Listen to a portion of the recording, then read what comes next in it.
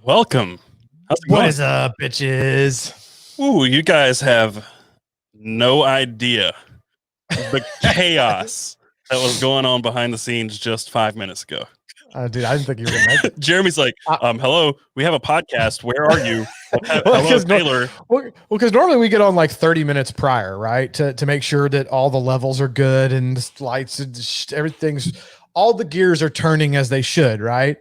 And it was like 10 till, and I still hadn't heard from you. And I'm like, hey, buddy, we got this thing, this podcast we do on Wednesdays. And then 5 minutes till, I still hadn't heard from you. And I'm like, ruh-roh. Yeah, let's not talk about it too much. Basically, I've had a very busy week working on my trailer, getting ready for camping and whatnot. And I've not been making videos. I've just been working on things. And it's just good for your mind sometimes, man, to get away from the videos and work with your hands. Oh, I feel so good. It feels so good to just step away from content creation for a minute. But I had to fix my trailer because tomorrow is going to pour. It's supposed to be rainy for the next 3 days. So I had to get the trailer fixed today. And then I'm like, oh shit, I also have to mow the yard before the rain because then I'm going camping. And when I get back, it's going to be, knee high. So that was at like 5 o'clock. Isn't that a soft drink? Yeah, it is. That was at like 5 o'clock. I'm like, I got to mow the yard. You decided to mow the yard at 5 o'clock? Yeah. And then it was also taco night at Alex's mom's. So I had to get tacos. But it's Wednesday. I know. And you can't do tacos on Wednesday. It's Taco Tuesday. People are saying my Wi-Fi is effed up again. Are you kidding me? It was just good. It was I know. just good. We had just checked it. It was good. Are we? Well, we're gonna see what's happening. I can't hotspot the whole time this time. Let me see. But yeah. And then I was like, you know what? It's 7:30. I should probably head to the office and get ready for the podcast. You look okay to me right now, by the way. Yeah. I think it's just this other guy. Okay. But so about 30 minutes till 8, I'm like, I should probably head to the office so I can get set up. Yeah. And then I start heading here and I'm like, oh shit, I forgot my camera at home. Oh no. Dude, it's been No, that's very bad. See, I have a hard cutoff at 7 on podcast nights. I was actually talking to my wife about this earlier tonight. Like, just consider me busy after 7 o'clock because I got to set everything up. That takes a few minutes, and I like to be on 30 minutes prior to make sure all the gears are running. So 7 o'clock's my cutoff on Wednesdays. Like, I'm tied up from 7 to at least 10. We've never even gotten off at 10, but at least 10. All right. Well, I'm seeing in the chat that I'm seeing off on. Really? You look okay for me. Yeah, my internet seems fine. Some people say it's fine. Some people say it's not. Weird. It could be not me this time. It could just be another issue. Yeah, because you look okay to me, actually. That's not saying. I had to start my clock. I started using this app to clock my hours of work a week so that I could try to see how many hours a week I work. Yeah, you look good, man. I don't see any issues with you. Yeah, I have it open too, and it looks fine. So okay, it could be. This is the intranet. It could be multiple different things going down. Last week, you looked like your face was melting. My face was melting. You look like 86 in here. Well, no, you look like Lego Man though, like half the time, and then we lost you. And I swear to God, I'm not gonna complain about this much more. But yeah, you are. Don't fucking lie. Well, you're not gonna complain about it much more because it's about to be fall, bitch. Well, the reason I'm mad is because I wore a jacket into the office this morning. It was like 55 out. It felt amazing. I wore a jacket into the office and I got here and I sweated my ass off when I got inside.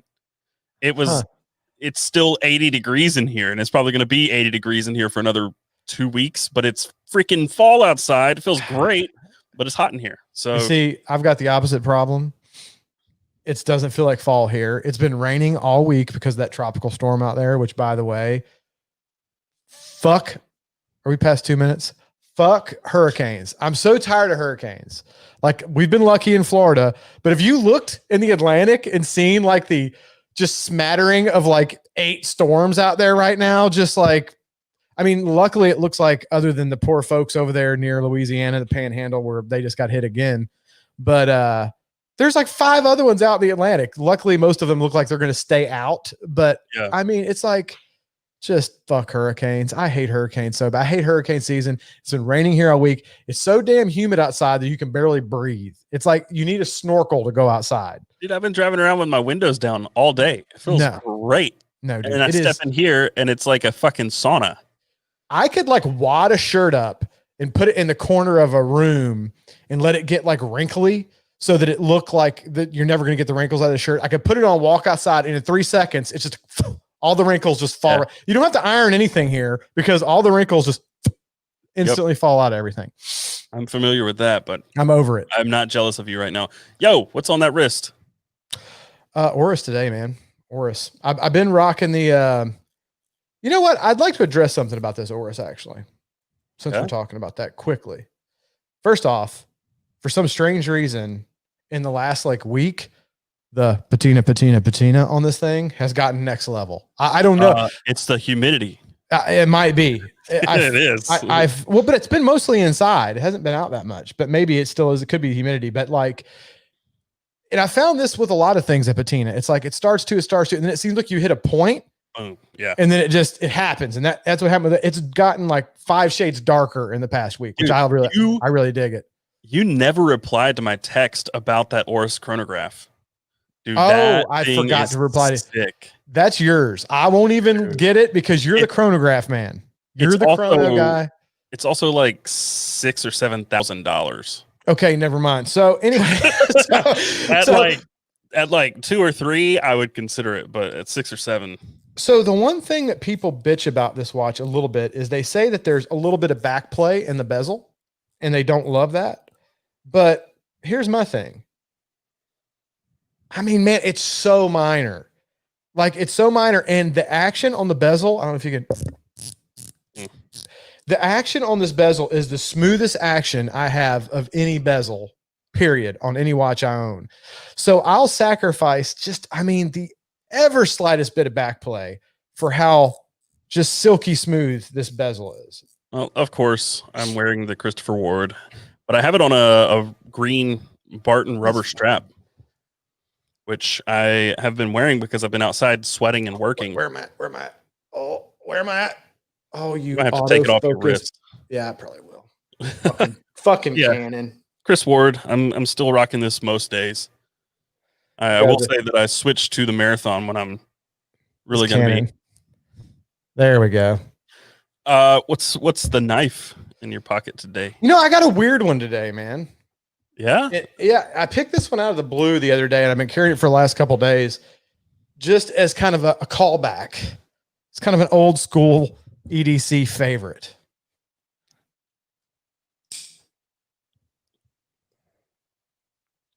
Kershaw. I should know what this is. It's not the Skyline, is it? It's a Skyline, dude. Skyline. The old. I mean, this thing. I mean, here's the deal. Whatever. It's like, I think Nut and Fancy is the reason I bought this knife like a long time ago, and I upgraded it with some titanium scales and stuff. I mean, it's not the best action in the world. But it is a great size. It's nice and thin. It's a great EDC beater. Like, it's just a good EDC knife.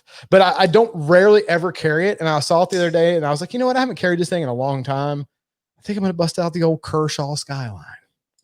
Well, today I'm rocking something that's pretty sweet. If you've seen the channel, you know where this is headed. This is my Wear Knives Lucas number 18. We couldn't have gone in more opposite direction. I have the most basic, like $49 with the scales, like $20 at Walmart Skyline. You just busted out an all custom like dopeness. Well, this knife, I will say the detent is strong, and I mentioned that in my unboxing. But I took the knife apart, I put it back together, which fixed some blade centering things that I wanted fixed. works flawlessly now, but the detent, oh boy, it was so strong earlier that I could not spidey flick it. Like my finger was so tired from spider flicking this thing. See if I can. Oh my god, it's so tight. Ugh, I don't think I can do it. Let me see. Hold on, stand by. Oh, there we go. Talk about your knife. That thing's a pretty bitch. You've shown me many pictures of it, and I hate you.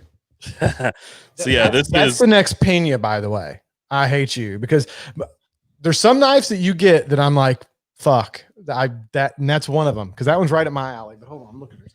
Yeah, this one is books start for a wear knife at around $750, but as I mentioned in the unboxing, this was a gift to me for, I guess, helping Matt launch his knife making business through just promoting on my channel for his mods. But oh man, the detent on this thing is no joke. It has made my finger, my whole hand is sore. It's no joke. That reason I thought you said that. Now you said this knife. You said this knife was Mall Ninja. I disagree, but we disagree on Mall Ninja on a lot of things. This was a custom made knife that this company Sniper. Hold on, let me see if I can get it open though. Oh God, dude, the detent. Here's the thing. It's super well made. It's Sniper Blade Works. That's the company, right? It's the one you said kind of reminded you of a Medford. And it reminds me of a Medford too, because I mean, this thing is thick. I mean, it is a hunk of steel. And I mean, it's really nice. Like the action's great, but the detent on this thing, that's why I thought about it is, I mean, dude, it will like wear your thumb out opening this thing. And see, the one reason, so when Matt was making this knife or before he started, he asked whether I wanted a hole or a stud. And I always go back and forth on them, but I'm so glad I went with a hole on this because the detent on this is way stronger than the detent on the Chavez that I had. And that knife, literally the thumb stud split my thumb. That's where this is at. Yeah. I mean, like when I first, it's loosened up a little bit now because I played. When I first got it, I couldn't open it. I was like pushing it with my thumb as hard as I could, and it wouldn't open. Yeah, it's a sexy bitch. Something to be said for it. But man, earlier today, my hand was so sore and weak that I couldn't spider flick it, but now I can. So Taylor says that's Mall Ninja. I understand. Son of a bitch. I didn't say that one was Mall Ninja, did I? I think you did call this one Mall Ninja. It's definitely got some Cold Steel meets Medford vibes, is what it looks like. I'm trying to get there. It is. It's such a weird knife. It looks like a knife that someone would carry if they wanted to stab somebody. They say they knife fight. You know, well, I think that's coming from Whiskey Knife Fight, but I think that's kind of the purpose of the design of it. I'm not mistaken. They designed this, and there's like some SWAT teams and stuff that carry this. I think it looks like it was designed for a reverse grip. Well, I will say the ergos on it are fantastic. It's got this choil up here, and the curve, like it fits in your hand. Like, dude, that's a nice. It feels good. Whether you're up in the choil or you go back a little bit and grip here, it is a very nice. The ergos are probably the best. I still haven't decided on it yet, so I haven't done a review or anything on it yet. I'm still kind of testing it to see, but it is really well made. I'll give them that. This is a custom knife. You know, these are like one-off deals. They're not like production knives. Definitely not necessarily something that I would particularly care for. It's not my normal genre either, right? Like, you know me, I'm all patina, and this is not. This is more tactical, but I will admit that the build quality is outstanding. The materials are really great. So just because everything can't patina. Well, I got something new today for pouring in the old glass here. Oh yeah, we got to go over that now. Oh, that's right. I need to get my cigar lid and shit. I forgot about that. So as many of you know by now, my selection here in North Carolina, particularly in Concord, North Carolina, is scant. I mean, there's not a whole lot to choose from. Like there is, but not stuff that I don't think scant's the right word. I think utter fuckery is the word. Like, you didn't believe me when I first no, told I you didn't, because I'm like, oh, he's just going to like a local store that sucks. Like, because I have some stores, like if I go to like some of my local ABCs, like if I go to the ABC that's on Bay Meadows Road, which that doesn't mean anything to anybody, but it's kind of like near where my parents live. Dude, their whiskey selection is worse than the whiskey selection at your local place. I mean, it's absurd. But then if I go down the road to like Total Wine or the ABC up the road, it's actually pretty decent. And I've had a lot of the mom and pop shops is where I find my little honey holes, is usually the mom and pop shops. And I've been to all of the ones near me now, and the selection's the same. I mean, it's no good, huh? Yeah. It's no good. There was that Balvenie Caribbean cask. Dude, I'm telling you, you'd like that. But I'm not paying $85 for it when it's normally like a $60 bottle. Yeah, I feel like that's a little overpriced. I am starting off my starter whiskey. It's the same with it's the same when I was trying to get the Jefferson aged at sea. The Jefferson Reserve aged at sea. I went to buy that. It was $130. I didn't know any better. I got it as a gift because I owed somebody, and I said, "What if I buy you a bottle of whiskey?" And they said, "Sure." So I lost a bet, is what it was. But I went back like 3 months later, and it's $89. So it's almost $40 more than it was. But what I have is Old Forester Statesman. You know, it's funny. You called me about that, and the Bourbon Junkies had their live stream. They have their weekly live stream on Tuesdays. They just had it last night, and that bottle was mentioned last night. I've never had Statesman. It's just not one. Normally, if they have Statesman, normally right next to it's a bottle of 1910 or 1920, and I normally go 1910 or 1920. But they were talking last night about how good that Statesman actually is, and that they really actually think it's a really underappreciated bottle because of it kind of got like a little bit of like people kind of poo-pooed it a little bit because it's after that movie. It kind of came out in conjunction with the movie. What's the movie with the British people? Kingsman, right? It came out kind of as a marketing thing along with the movie Kingsman. So people kind of poo-pooed it a little bit, but that it's actually a really damn good bottle of whiskey. I've never had one. You're about to find out though, so we're about to test that shit. By the way, I like to remind everybody who might be new to the podcast / live stream. We do see all your comments and we appreciate them. But during the first portion of the podcast, we do not read that stuff as to kind of stay on some form of topic and kind of stay focused. We have enough ADD as it is without getting distracted by comments. Yeah, I got a DM just yesterday, I think it was. Somebody saying that we jump around a lot, and I'm like, just wait till our Friday night live streams. Oh God, yeah. So we don't, but we do like to interact with you guys. So if you hang around to the end, we do a question and answer at the end of every podcast. So just so people don't think we're ignoring them, I like to kind of remember that. Or, we try to not make the podcasts 4 hours. You know, it ends up being 3.5. Oh, and by the way, I am smoking Liga Privada T52. One of my favorite. I had one of these last night during the Junkies live stream. I smoked one while I was watching their live stream, and I remembered how much I loved this damn cigar because I haven't had one in a bit. By the way, flipping YouTube. That follow that up or just shake your head in disdain. That damn whiskey blind I did. Yeah. They put limit. They demonetized it. The first month it was up, it was going, just not month, but the first several weeks it was up. I didn't talk about the cigar. I didn't talk about the brand. I didn't discuss it. I was just smoking a cigar during the damn thing. And it lasted for like a month and then they demonetized just because there was a cigar in it. Dude, so I don't know if you know this. I don't know if it's public knowledge. I don't know if it's supposed to be, but I won't go into much detail. But I was talking to Zach on the phone yesterday, and dude, Blade HQ got demonetized for some time. No reason. They don't know. Like, they weren't told why. It just happened. This was, I think he said back in like May, they got demonetized. They're monetized again, but they apparently had some old videos that had guns on them from years and years and years ago, and the whole channel got demonetized back in. Well, May. We're going to get into that because that's part of what we're going to talk about tonight. Well, I think it kind of has a bit of a tie-in. It definitely ties in. But before we get going, I did want to mention this just because the good folks at Benchmade, and I was going to mention this last week, and I wasn't for sure if there was a gag order on this. I didn't want to screw it. Benchmade, I'm sure you guys are all familiar with the Benchmade cigar cutters. They just came out with a new version. It's got like an axis lock, and it's like an auto kind of situation.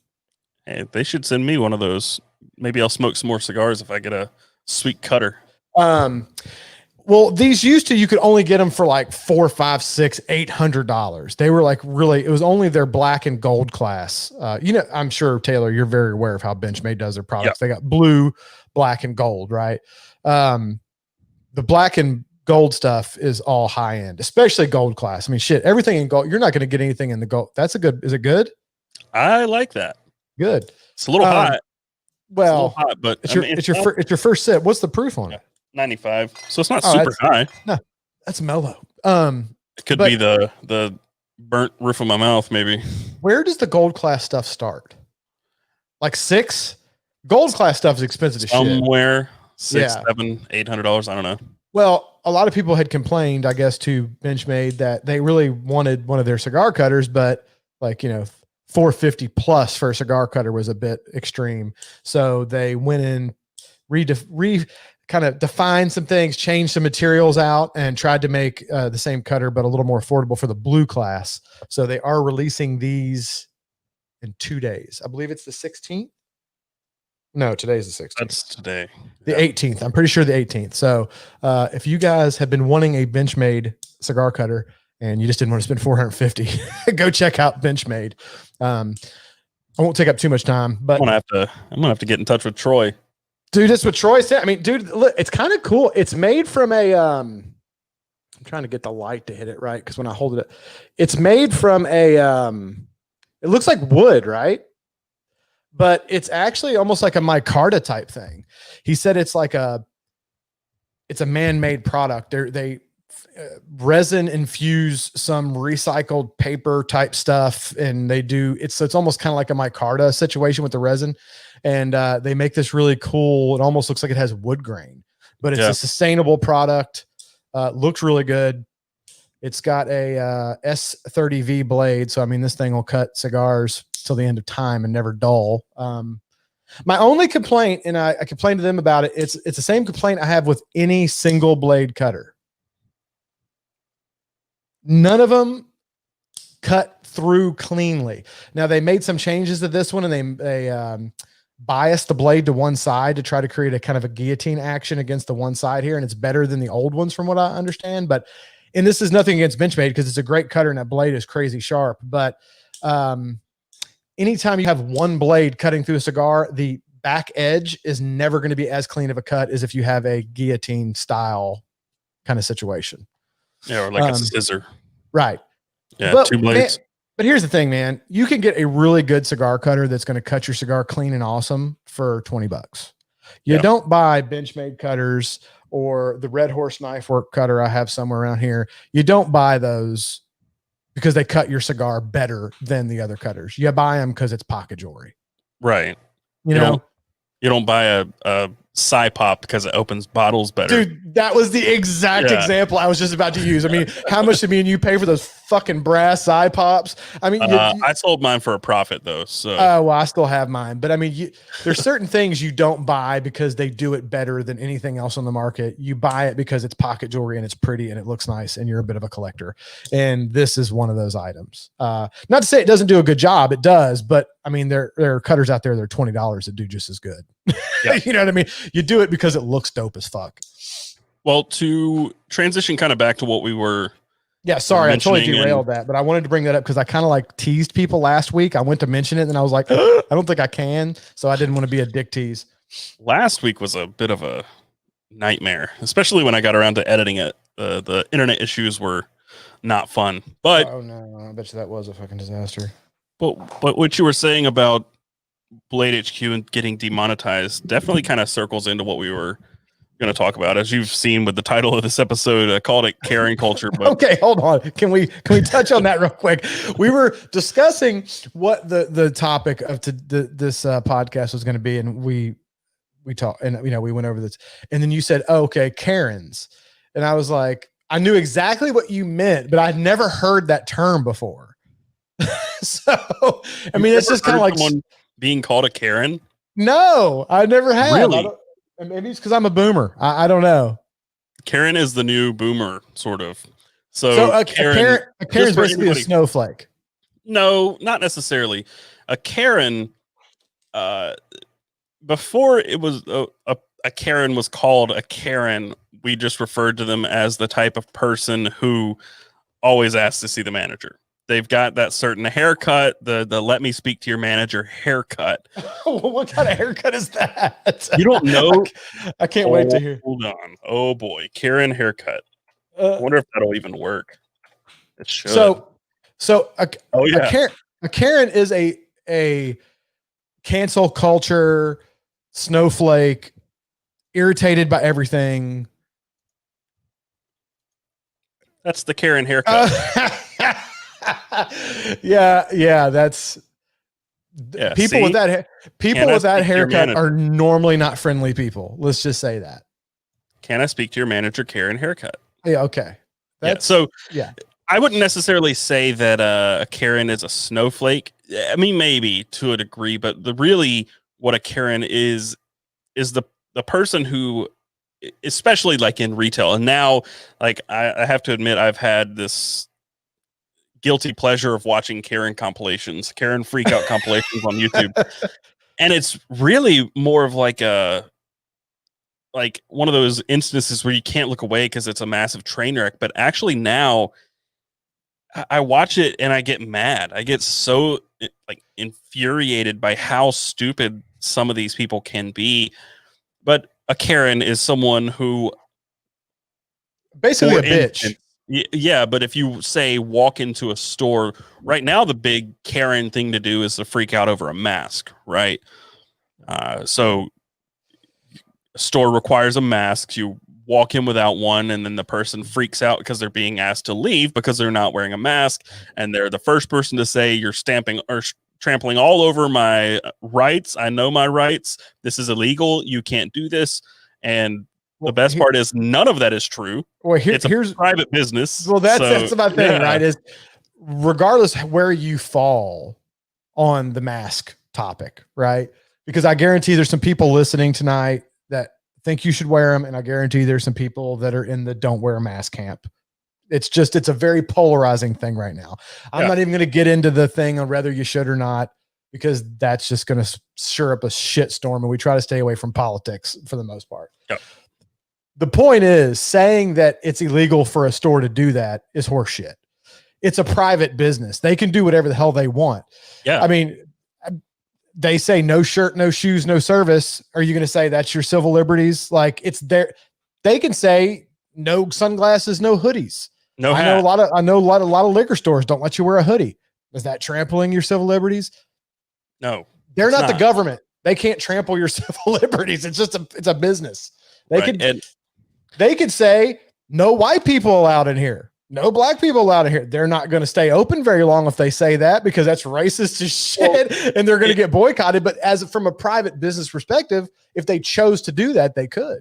I don't know if that's technically correct, because there is actual discrimination law protecting. Oh, is there? Yeah, that's probably true. Gender and religious beliefs and race and all of that. So they could say age, because, you could say you can't come into the store without someone of age, over 18.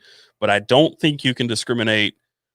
Maybe you can. I don't know. I know that there was a business in Winston-Salem near where I grew up, maybe 4 or 5 years ago, that refused service. They were, it was a gay couple that was getting married.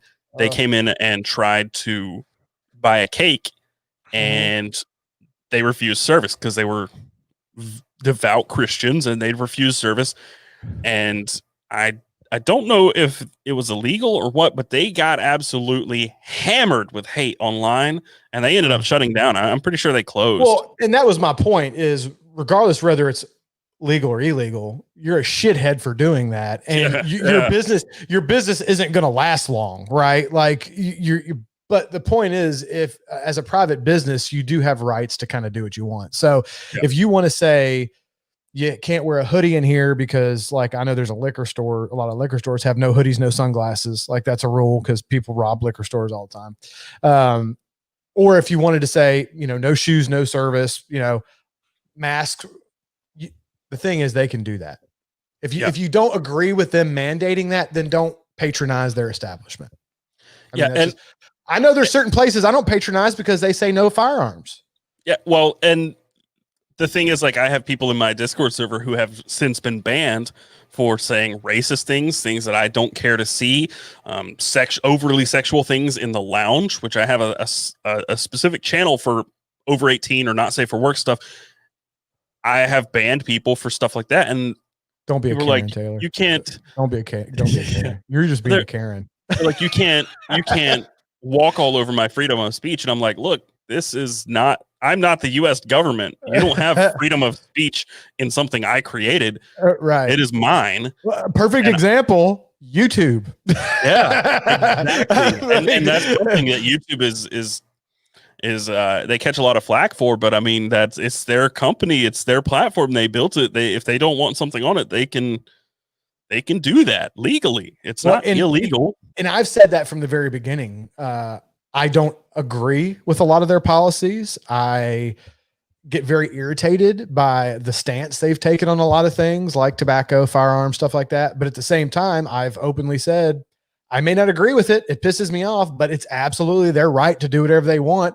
It's their platform. It's their company. They don't have any, which is why I say I wish they had some competition, because then maybe they wouldn't be so draconian about just if they had some competition, but they know they don't. So they do it the hell they want. Yeah. And this is bleeding over into like the second half of what I really wanted to talk about, which was also cancel culture. So Karens and cancel culture are different things, but they're very, very related. And I think the combining term that Jeremy likes to use a whole lot is snowflake. Mm-hmm. And I hate the word snowflake because it's been given this like political connotation when in reality it shouldn't have it. I've had people call me a snowflake, and I'm like, have you ever fucking met me? I'm the exact opposite. Yeah, I am unoffendable. Someone called me a snowflake. The craziest roundabout way that they came to this conclusion. They thought I'm a snowflake because of how pale you are. Yes. No, because I don't have guns and I don't talk about guns. And I'm like, look, it has nothing to do with any of that. I have a business and I don't want to be demonetized because my whole family thrives off of my YouTube channel, and guns are a no-no on YouTube. So that's it. That's the whole thing. Like, here's the I get the question so much. And we've said this the other day and another one, and it's perfect for this conversation. I just wish everybody would calm the fuck down. Mm-hmm. Like, everybody just needs to calm the fuck down. Like, you don't have to agree with me on everything. You don't have to like everything that I like. Matter of fact, some of the things I do, you can downright despise, but that doesn't mean you have to explode and act like an asshole over it. Check this out. It's a big fucking world. There's a lot of opinions out there. Lots of people like different shit. It's okay. If you don't agree with me, I think Joe Rogan said it best in one of his things one time. He's like, I fucking hate yellow sports cars. I think they're ridiculous. He's like, but there's plenty of yellow sports cars fucking driving on the roads. People have different shit they like, and that's okay. The problem with today, if somebody has a different opinion with you, they get angry about it. And they think because your opinion is different than them that you're wrong. And it's like, dude, it doesn't make you wrong. It's just difference of opinion. I don't know at what point everything turned so black and white. Right. Like, there's no middle ground anymore. And there is. And I'm speaking in hyperbole. I know that, but I'm saying and we're making generalizations for the conversational purpose. Right. Because like you and I, Jeremy, we talked about this yesterday, not to get into politics too much, but we are right down the middle of the road. Right. Yeah. And there are a lot of people like us, and it's the vocal minority that is very, very vocal, or maybe it's a majority now. I don't know, but it just feels like everything is black or white, right or wrong, and there's no middle ground on anything, and there's just no gray area, and there's no like kumbaya anymore. Like, well, you like your stuff, I like my stuff. Let's all be happy. There's none of that anymore. It's so annoying. And it's not even the gray as much as it is. It can be black and white, but just because you're black and I'm white, and I don't mean racial speaking, I'm talking like one side of the coin. Differences of opinion. Doesn't mean that we have to hate each other or be aggressive with each other or angry with the other person because they have a differing view. I mean, it's a big world. People like different shit. Like, I get it. I don't understand vegans. I don't get it all. I fucking love meat. I think it's the greatest thing ever. I think biologically we can digest meat for a reason because we're meant to eat it. We have the teeth for it. We have the digestive system for it. We're supposed to fucking eat meat. Right. Why not eat meat now? We've been doing it for, millennia too. So right. And I understand that a lot of it is to do with, farming and I agree with some of that, which is again why I'm very middle of the road. I'm a firm ass meat eater, but I also believe in responsibly sourcing my meat. Right. I don't like buying, but anyway, that's going down a rabbit hole. Point I'm trying to make is I don't agree with vegans. And quite honestly, some of them annoy the piss out of me because they're a little uppity, but I'm not mad at them. Like, I mean, I joke around about them and I give them a little shit here and there, but I hold no ill will toward vegans. Right. Some people literally get angry and dislike you because you have a difference of opinion than they do. And I'm like, how can you dislike me because I have a different opinion than you? That's the stupidest shit ever. Well, it doesn't end there. The thing is, like, motherfucker, differences in opinion is one thing, but what we were talking about before is like cancel culture, and it's not even just a difference of opinion now. Like, you can just be an asshole. You could have a bad day and say something to the wrong person, and the whole fucking internet wants to cancel you. It's so bizarre to me. Well, like, and the bad thing is a lot of these big companies, they pander to these fucking people, right? So they cancel shows, or Netflix or YouTube or whoever. The main reason they've instituted some of these damn demonetization policies is because they're pandering to all the fucking snowflakes that get offended about everything. Well, the biggest one for me that just wrecked me was Live PD. I loved that show. I don't even have cable, but I don't know what that is. You got me on that one. It's like the new reincarnation of Cops almost. The show where Cops was like media would follow around cops and just look for some crazy shit to happen. Live PD streamed that shit live to television. They broadcast it on A&E live. Nice. And they weren't seeking out crazy events. They were just showing you what was happening on the streets. Right. And they would pre-record some things, but they would live stream it every Saturday for a full season. I mean, it was crazy. It was a lot of fun to watch. Dude, you see all the smoke coming off this fucking thing, by the way? These T-52s, man, cloud puffers. Go ahead, sorry.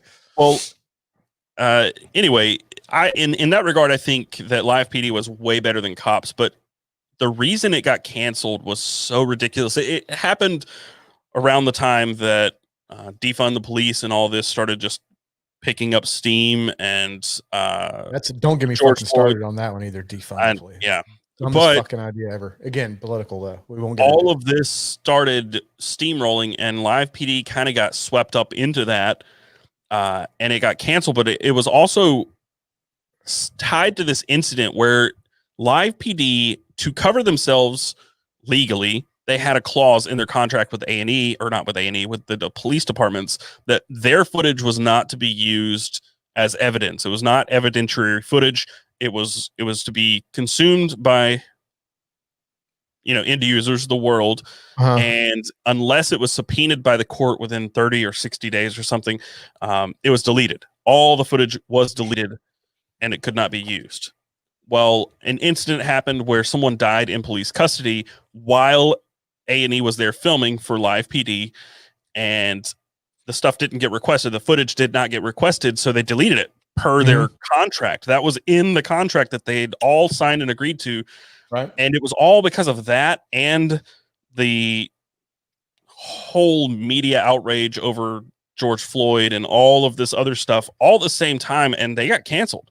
And it just doesn't make sense to me, because they were there just showing it was a transparency thing. Like, like, why would the cops do something bad if media is following them around? One, but two, if they did do something that they shouldn't, it's broadcast to the world live, like, boy, that was a fucking shit show right there, boy. And we won't get into that either, the George Floyd thing. God damn. But that caused so many problems, man. It's just it's been a cascading effect ever since. Like, dude, this year and this is one of the things we talked about. I joked around and we were talking about topics. I said how 2020 is trying to kill us all because it's like the fucking worst year ever, man. It's like there were the George Floyd thing, there were riots, the hurricanes, there's fucking fire tornadoes. I mean, half the West Coast is burning to the ground. There's earthquakes in places that have never had earthquakes. I mean, Jesus. Yeah, I swear to God, I'm going to start a clothing line for 2020. I think I am. I'm serious. I think I'm going to make a dumpster fire shirt and a shirt that cancel this. I swear to God, I'm going to do it. Dude, I'm going to do it. 2020 is a dumpster fire, bro. It is. It is a huge dumpster fire. I have never been more excited about a year being over and hoping to God that in the new year we start fresh and this year it gets better, because fuck. Do you know what we were saying around this time last year? We were begging for 2019 to be over because it was such a shit year. And then 2020 happened, and it was so much worse that we totally forgot how much we hated 2019. Dude, I hope to God that's not the case with 2021, because if it gets much worse, I'm not even a prepper. Okay. I believe in being prepared. Don't get me wrong. Like, I have some water and some dehydrated rations. Okay. I live in Florida. So, I mean, there's hurricanes, right? So, I mean, I believe in a certain amount of preparedness, right? I have ammo, I have guns, I have all these things. I don't have a fucking bunker buried in my backyard, though, with like 10 years worth of supplies and stuff like that. However, if 2021 continues on the path that 2020 did and it keeps getting worse, I'm going that route, okay? Because the end is nigh. Okay, bro, shit is going off the fucking rails. If we were living in an apocalyptic world, I feel like you would not make it very far solely due to the Lone Star tick. I'm just saying, like, I feel like that's your limit. If you were forced to live in the woods, you would just be like, I'm done, I'm out, this is it. Well, dude, that was like the guy that we were joking around about this earlier. The guy that, and we've gotten a little off the Karen topic, but we'll circle back. The guy that commented on last week's video, he's like, I got bit by the Lone Star tick and I can still eat red meat. He's like, yeah, I mean, like at least twice a week, I have explosive diarrhea that's all blood. My left eye twitches. I have a bad limp. I have seizures 3 times a day, chronic headaches, and I faint occasionally. But I can still eat red meat. And I was like, holy fuck, that doesn't make me feel any better about the situation. This poor guy has been through hell and back. I mean, he had some serious side effects he listed. I was like, oh my God, this poor guy. Those might be a slight exaggeration, but yeah, he got bit by a Lone Star tick and had lots of complications, but he can still eat red meat. Yeah, fuck. I don't know what's worse though, man. I mean, some of the side effects he had were, I mean, I exaggerated for comedic effect, obviously, but I mean, it was pretty horrible, man. I feel for that guy. He's been dealing with some shit. So it's like, man. If you haven't, I highly encourage you to just search Karen Freak Out compilation on YouTube. Maybe tonight, tomorrow night. I will probably just get irritated if I do. I used to watch them and laugh at how stupid people could be. Well, here's the thing. It gets so much worse than you could ever possibly imagine. There's this one that I don't think I'll ever forget this clip. It was in one of these compilations. There was a black lady walking down the street. I think it was in San Francisco, I believe. But there was a couple outside in their driveway, and the black lady's walking down the sidewalk. She steps into their yard and picks, I want to say it was sage. I don't know. She just starts harvesting their sage. And they're like, excuse me, can I help you? And she's like, oh, I'm from African descent. This is our plant, so I'm free to harvest it wherever I am. What? And the lady's like, what? She's like, all you have to do is ask, and I'll give you some sage. Like, I don't care, but ask at least. And she's like, no. I'm from African descent. I can pick this. It's our plant. You took our plant and planted it here, so I can pick it. And she's like, what? And they get into this big argument. And then it starts going on about race and all this other stuff. And they're just like, all you have to do is ask about like picking our sage and you can have some. Like, yeah, it's like, regardless. I mean, half the logic shit, or lack thereof. Well, that's what I'm saying, because I mean, half the stuff that we have is probably not indigenous to this area, right? Like a lot of stuff was brought over, yeah, and vice versa. I'm sure there's stuff over there. So it's like, just because it's from a certain country, I mean, that's like saying, oh, I'm going to come in your house and take that Guinness out of your refrigerator. I'm from Ireland. That's our beer. So I can take your Guinness. And that would make you a Karen man. That's not how that works. Yeah, no, there is a name for men who are Karens, but it's not Karen man. I've heard Karen man used, but there's a male equivalent of a Karen. What would be the male equivalent? I don't think it's Kevin. Maybe it is. I can't remember. There's a name. I can't remember what name was designated. Kevin doesn't remind me of an asshole though. Kevin, from my experience, is a really stupid person. There was this Reddit thread that blew up a long time ago about this really stupid kid named Kevin. So Kevin is dumb. Kyle. Is it Kyle? Maybe. Everybody in the chat saying it's Kyle. But Karen Man also works. But these compilations have just, I don't know, desensitized me to stupid. I can't. Maybe is a tactical advantage. I don't know. It probably is at this point. I don't know. Here's the problem. 10 years ago, those videos would have been funny to me, right? Because I feel like 10 years ago, the world was in a slightly different place. I feel like today there are so many Karens out there that it's no longer funny. It's annoying. It's funny when it's the exception to the rule, but there's so many people out there that are really like that these days that it's gone past amusing, and it's gotten to the point to where I just fucking get irritated with people in general. Everybody, for some reason, and this is, I think, almost strictly an American thing, the Karen, right? It obviously originated as an American thing. And I don't know. I've seen some videos from other countries with people like this, but it's not epidemic levels there. It is here for sure. Okay, let's be perfectly clear. There are no Karens in Canada.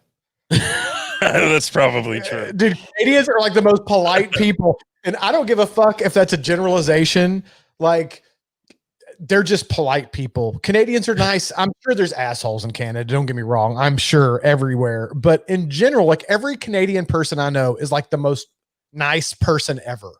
That's true. I mean, how many Canadians it's a stereotype, but it's true. And it's a good stereotype. So who cares? Right. It's like, you know, I mean, there are certain stereotypes that I would just go along with. But the Karen thing, it stems from this, I guess, I don't know what started it, but somehow people have come to the conclusion that they are far more important than they are, especially as a consumer to, or a patron to whatever business they're at. And that's really where the Karens thrive, is let me speak to the manager. That's where that haircut thing comes from. But man, like the tiniest little thing, just let me speak to the manager. I'm going to call corporate about this. Let me be clear. Corporate does not give a fuck about you and whatever tiny little problem you've had at a store. They do not care. Mm-hmm. I want to know the actual percentage of Karens who have called corporate and made a complaint and have had an issue resolved. I would bet a lot of money. I wouldn't bet anything, but just for effect, I'm going to say I would bet everything I have that it's close to 0%. You know, well, there are Karens on YouTube. Oh yeah. I get Karens on my channel. I have to delete at least 1 or 2 Karens a week of somebody that wants to like get on there. And it's this sense of entitlement that like, and I don't say this in a mean way because I love all my subscribers and I'm grateful for all of them. But for somebody to think that somebody that I don't know who the hell they are and they're going to get on there and then chew my ass about something and be like, that's it, I'm unsubscribed. And it's usually because of something like the guy who unsubscribed because I said America when I popped up. Like, he's like, this is exactly the problem. Unsubscribe. You said, and I'm like, dude, the fact that you think you matter a fuck bit, like, just go. Bye. Yeah. Like, the fact that they feel like they're important enough that they have to get on there and talk about it and make you feel like, oh, blah, blah, blah. It's like, dude, you're not that important, bro. Typically, I thank them for the interaction because that helps boost everything that I do. So I thank them for the additional support before they leave. Right. But it's then I hide them forever. It's this over like engorged sense of self, right? Yeah. It's like this huge, like, delusions of grandeur, right? Like, I would never go on somebody's YouTube channel and say something like that. Never. Because I would also never go into a store and cause a massive scene because somebody wouldn't honor my coupon. Okay, I'm either going to leave and shop somewhere else, right, or just pay the price that it is. Right. Like, that's my whole point, right? Is it's like normal, well-adjusted people that have a normal, like, what's the word I'm looking for? I'm fucking drawing a blank. I'm having a brain fart. Like, humble people that have a normal sense of, like, ego do not feel the need to announce that they're unsubscribing from a channel. They don't feel the need to announce that they're leaving an establishment because they don't agree with something. Normal people, if a YouTube channel does something you don't like, you just go, okay, fuck that guy, I'm out. And you just don't go watch his videos anymore. Or if you're in a store and they did something you don't like, you're like, this place is a piece of shit, I'm out. And you just don't go there anymore. It's these people. At most, I will aggressively click the downvote button. I don't even do that. I know you don't. I don't think I've even thumbs down. I think I thumbs down one video in my entire life. And that was because a lady was going on, and I won't even get into it because it's kind of a political thing, but she was going on and on about something that I just felt was ridiculous, that she was getting so, like, aggro and obviously racial about it. I was like, oh my God, you're the biggest fucking, like, calm down. And I gave it a thumbs down, but I think I will confess to something. What's that? You know that I'll downvote something. Like, I don't care. You go every one of my videos and downvote. I know it's you motherfucker, because somebody gets on. I laugh. Somebody does that. Somebody within the first 15 minutes I post a video, I always get one thumbs down. So I know there's way faster than that. So I know there's somebody out there that's on the fucking notification squad that doesn't like me, and they they don't watch the video. They just go dook, and then they leave because it happens too fast. They don't even have time to watch the video. Well, I will confess there was a YouTuber that I kind of sort of knew, but I really didn't like him. I'm not going to say who it was. Every time for a while that they uploaded a video, I would downvote it. I'd give it a thumbs down.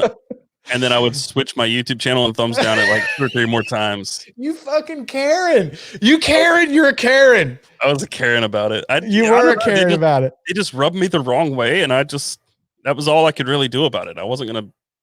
I gave constructive criticism for a bit. They didn't take it. So I'm like, all right, you get 4 downvotes. Oh, that's too funny, man. I was petty. I haven't done that in a very, very, very long time to anybody, but yeah, I was petty about that. Well, and that's a perfect description of people like that. They're just petty people. It's like, I have better things to do with my day than to go complain to a manager about something stupid, or to write a fucking paragraph long insult to somebody on a YouTube channel, or to make a scene. Worst of all, like, all of these Karens, not all of them, most of these Karens manifest at retail locations, and those poor retail employees. I've worked retail. It sucks. There's no good part about it. Like, you get shit on every single day, and it's just not fun, and people just have to do it. And they also, just an unwritten rule of the job, have to deal with Karens now. Well, and a thing, okay, here's the thing. And Karens, and this may not be Karens, okay, and I know this video is about Karens, or this podcast, but I think this goes into it, is cancel culture, right? I'm a firm believer that you can joke about anything. I think there are limits. Nope. You could joke about anything. It's all in where it's coming from, right? It's all in how you do it. It's the intent behind the joking. Are you trying to be a bigoted, hateful asshole and hurt somebody's feelings? Or are you joking in a light-handed mannered way, trying to find humor, even in a dark situation? People obviously, sometimes even in a dark situation, people use humor as a way to deal with that, right? Yeah, for sure. Well, So Alex and I were talking about this recently, like, not to interrupt, but yeah, you can't joke about anything. Like, I am in partial agreement with you that there are a lot of topics that I think should be joked about and can be, but you can't joke about anything now because Well, it's uncouth. It's not okay. Everybody gets offended. Like, we're the society we live in now is being sterilized, right, hardcore, and it's I call it the fucking downer. This isn't my term, so I'm not trying to steal this. I forgot who said it, but it's the pussification of America. And I try very hard with my kids to make them understand not to be such pussies. Like when they come to me and they whine and say something's not fair or somebody said something they didn't like, I'm like, you're going to need to man up. Life's not fair. You're not going to like everything everybody says, and that's okay. You don't have to whine about it. Just fucking strap up, move on. Like it's not that big of a deal. But you know, I think you can joke about anything. It's the intent. If you're intending to be an asshole, then that's one thing. But if you're obviously a good person and you don't have any ill will or hatred in your heart and you're doing it in a lighthearted way and for a good reason, then you can joke about whatever. But like you said, today, the problem is everybody's so goddamn sensitive. You can't joke about anything without offending people. Here's a perfect example. And I'm probably going to get some people a little fired up about this, but I'm going to say it anyway. The poor guy, and I forgot his name. I'm drawing a blank. Fuck, dude, my brain does not work well most nights. The guy, Black Panther, the guy that just passed away. Yeah. What's his name? Oh God, I forgot his name. I cannot remember. Anyway, the poor guy, that was a horrible situation. Chadwick Boseman? What? Chadwick Boseman. Yes. Great dude. From what I understand, I didn't know him very well other than the role as Black Panther, but supposedly he did a lot for the community. He was a huge inspiration to a lot of young black males or young black people in general. Great dude, right? Everything I heard about the guy was he was just a fantastic guy. Horrible thing. By the way, I didn't even know the guy had cancer. So that's just fucking crazy. That dude was like as in good a shape as he was and kept all that. And nobody even, I never even heard of it. While undergoing chemo. That's right. Like fucking crazy. That dude is a fucking legend, right? But here's the point I'm trying to make about how sensitive people are. A lot of people don't know this guy as anything but Black Panther, right? They don't know the guy. And there were some people on the internet that made comments of like, oh my God, that's horrible. That's so sad a guy that young passed away. I wonder what they're going to do about the Black Panther series. Right? Which is a natural thought that comes into your head about a famous person that's the lead part in a famous movie. And this may be the only thing you know this guy from. These people got slaughtered on the internet. I can't believe you would even bring that up. A guy's lost his life and blah, blah. And it's like, nobody's downplaying that this poor guy lost his life or that he was a great human being. They only knew him from the Black Panther. Look, I'm not a bad person. The first thing that went through my head was, holy shit, that's horrible. I'm 42. This dude was in way better shape than me, and he's fucking dead from cancer. That's horrible, right? Yeah. But the very next thing that popped in my head was, I wonder what they're going to do about the Black Panther shit. Because, I mean, it's a natural thought. Well, the same thing happened when Paul Walker died. Because they were in the middle of filming whichever Fast and Furious it was, Fast 5 or what, I don't know. I haven't watched any of them since Tokyo Drift. That was like 30 the worst movies ago. That was like the worst one too. That was horrible. That redneck dude in it. I can't remember his name. It was bad. But I mean, that was one of the first things that popped up when he passed too, and there was no hate for that. And it's just it goes to show how much the climate has changed in society in just 4 or 5 years. I don't know how long ago that was, but yeah, I mean, that's why I brought it up, because it's a perfect example of nobody is trying to disgrace this this guy's memory or anything. It's just a natural thing that pops in your head because that was what he was most well known for. I think calling it cancel culture isn't quite fair. I think in reality, it's outrage culture. I mean, they use the terms both, but cancel culture and outrage culture go hand in hand. And cancel culture is just cancel everything that you don't like, which is fucking stupid. But outrage culture is just people getting so upset and throwing a fit over the tiniest things. Like I watch Philip DeFranco almost every single day, which is Monday through Friday, Monday through Thursday, whatever. If you're not familiar with Philly D, he does a news show where he goes over some pretty topical stuff, hits the headlines, but also focuses pretty heavily on YouTube and social media news. And God, I swear, like at least 3 out of 4 days every week, if not all 4 days, there's some sort of fucking outrage over something every day. It's big, little, it doesn't fucking matter. And for us, like, I mean, this is why we don't talk politics. This is why I don't touch on guns. And you don't either, really. Online, you might throw some in some B-roll, but that's about the extent of it. Like, because we could get canceled. Right. And it's fucking wind changes direction, we're done, you know. And that's ridiculous that we're in a climate that we have to be concerned about that. Like it's so absurd that it's gotten that bad. It's the social justice warriors. It's the outrage people. It's the people that just get out, like the people getting so mad at the people just making an innocent comment online about the Black Panther series. Like you don't understand. Like some of the comments, they're like, people are wishing death threats on these people over that. And it's like, the thing is, are you fucking kidding me? The thing is, like, coming from the stance of people who were asking that question, for a lot of people, that was a very significant role. Right. For him. Chad Boseman was a very strong Black lead actor in an action hero movie, which I sound like a fucking boomer talking about this, but like, I don't know anything about Marvel. I'm outraged. You just said boomer. You're offending you're disrespecting people in my age group. I'm outraged. What I'm saying is, like, you don't know what that series means to that person. The whole point, and Chad Boseman made a big point of this in being a very strong role model to other Black kids, saying, look, you can do this. This is possible.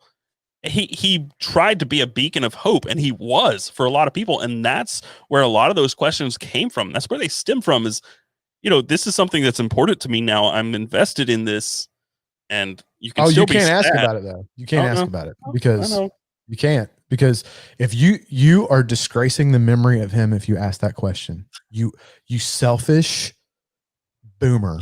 My favorite response to all of this, God, I don't even know. Sure everybody's seen this video, but now who was it? Steve Hughes. If you've not seen this video, I'll just share the screen. I'm not going to play the video for copyright reasons, but if you've not seen this video right here, you absolutely need to watch it. You haven't seen it? What is it? I don't even know what that is. What is that? This is a stand-up bit from comedian Steve Hughes on people being offended, and his stance on it is like, oh fucking K, when did it become not okay to be offended? Like, okay, you're offended. Great. Everybody move on. Nobody gives a shit. Well, dude, that's like Tom Segura. He gives zero fucks. He openly tries to offend entire states of people. He's the kind of person that Alex can't stand. Yeah, he openly tries to offend entire states of people, and I think it's hilarious, and he does it on purpose because he doesn't really feel that way. He's a comedian, and that's the whole point, is he's joking. Joe Rogan said that in one of his stand-ups one time. He was talking about, I think he made a joke about raping his wife, and he was like, I'm kidding. I'm kidding. It's jokes, people. She's my wife. She's like one of my favorite people in the world. It's a joke. And people are like, but you can't rape. You can't rape. You can't rape. You surely can't rape. He's like, you can't joke about rape. And he's like, yeah, you can't, but at the same time you can. Like, if you're not being serious, I'm not saying that that's the good thing to do. He goes, it was a joke. That's what we do. We're joking around up here. We say some horrific shit sometimes as a joke. We're not being serious. It's jokes, people. Calm trust down. me, I am far more vulgar and far darker when I'm offline. I just am. And I'm pretty much myself here on the podcast because this is more laid back and I can be a little more lax and more me. But even still, I'm filtered online, period. Always will be. I just will be. I mean, there's that fear of being canceled. Like someone like Joe Rogan could get canceled tomorrow and he's fine. He's set for life. This is my livelihood. I can't be canceled. Especially after that fucking deal he just signed. I guarantee you. Yeah, he's fine. He could literally be like, okay, fuck you, whatever. I still get my payout for my contract. Bye, bitches. Yeah, I'm sure he won't get the full payout. Dude, if he got a tenth of that, he would never have to work a day in his life and be fine. He already doesn't have to work a day in his life. Well, that's why, I mean, he works just because he wants to, not because he needs the money.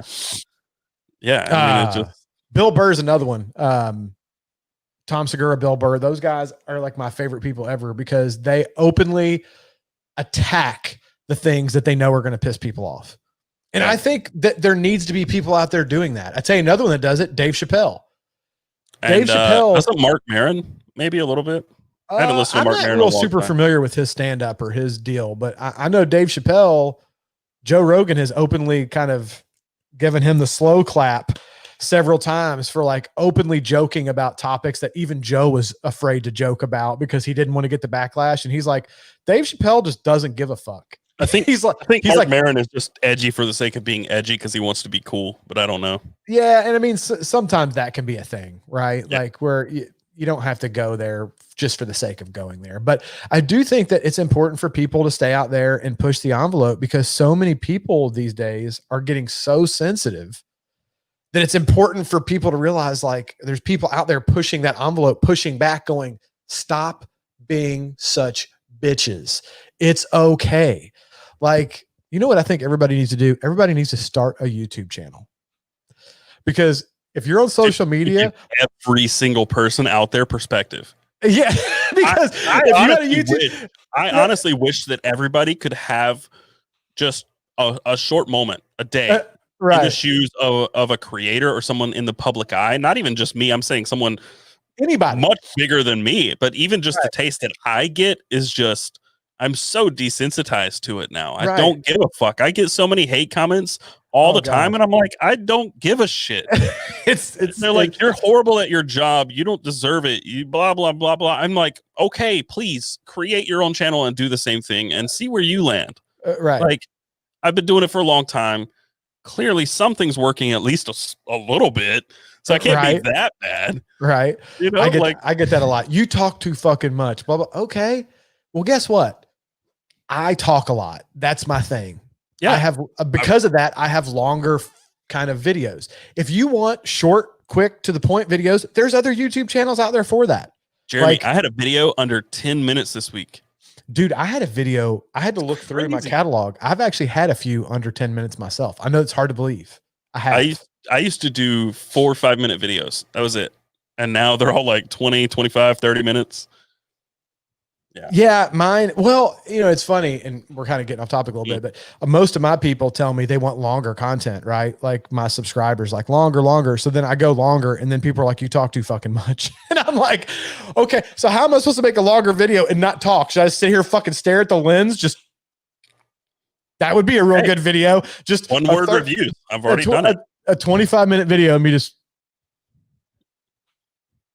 I have to say, it would probably be about 300% more enjoyable. I'm offended. Fuck you, Taylor. Cancel your channel, you cocksucker. And so Alex and I, it's been a long time since we've talked about this, but a long time ago, we talked about like, what would be my scandal?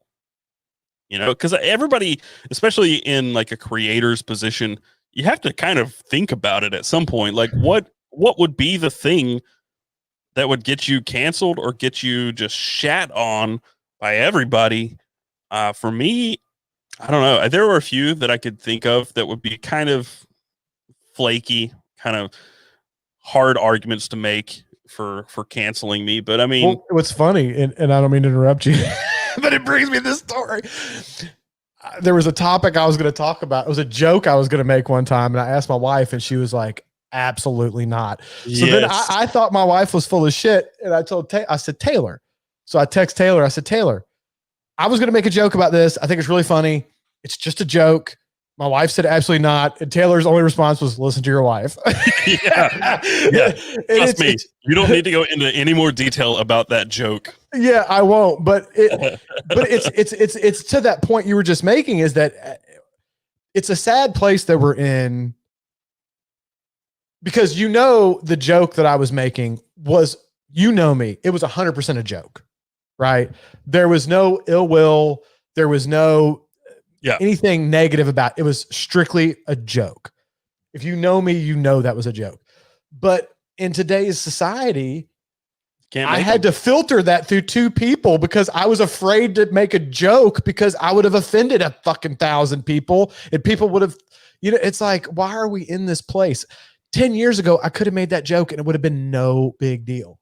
It would have been no big deal. 10 years ago, you could akimbo like dual wield fully automatic shotguns with explosive shells with a fake Russian accent and make millions. You know what I mean? This is true. This is very true. Now that is not okay. Not okay at all. So I will say that that part of YouTube, Taylor, hold on, buddy. I'm putting a little marker here because you're cutting out pretty rough at the moment.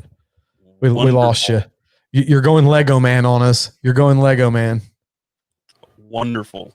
Hopefully it'll level out. We don't have the same problem we had last month. This makes editing the podcast much more difficult when this happens.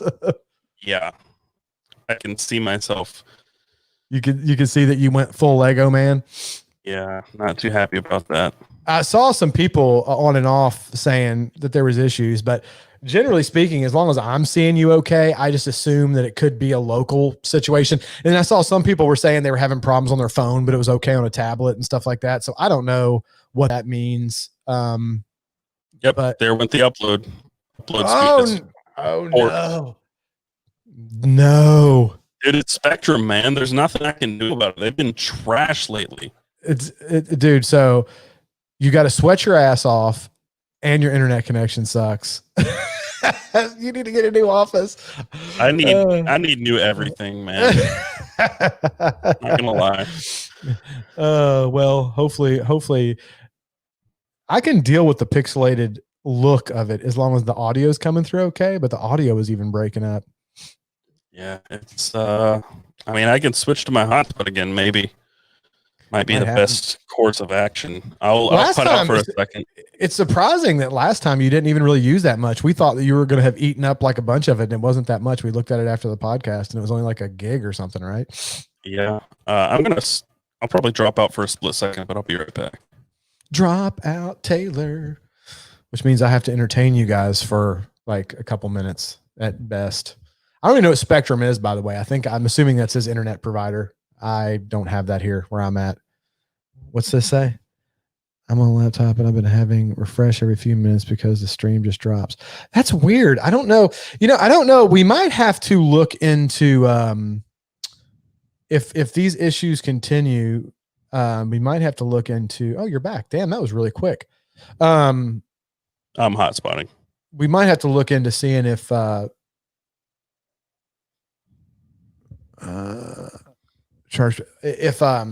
StreamYard's the answer, because I know other people that had real issues with StreamYard. My uncle that has a podcast. This is Spectrum.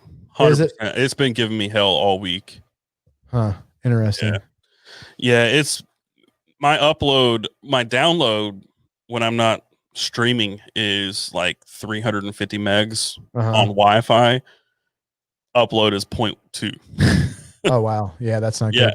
Is real like quick? 20 minutes from now, it'll be 50 up. It's just real quick in the comments. You guys, is everything looking back to normal for you guys? So we can go back to see if everybody just says that things are looking a little more normal. Maybe we'll get a couple comments going, and we can get back to the convo. I don't remember where we were talking about. We were talking about Karen's. Yeah, I don't remember what I was saying. So the last thing I remember was talking about what it would be that canceled me, and then your joke. Oh yeah, do that joke. Everybody, I saw a few people. What's the joke? What's the joke? Well, I wish I could tell you the joke, but obviously, if my wife and Taylor both told me that was a bad idea, I'm not gonna fucking say it on here either.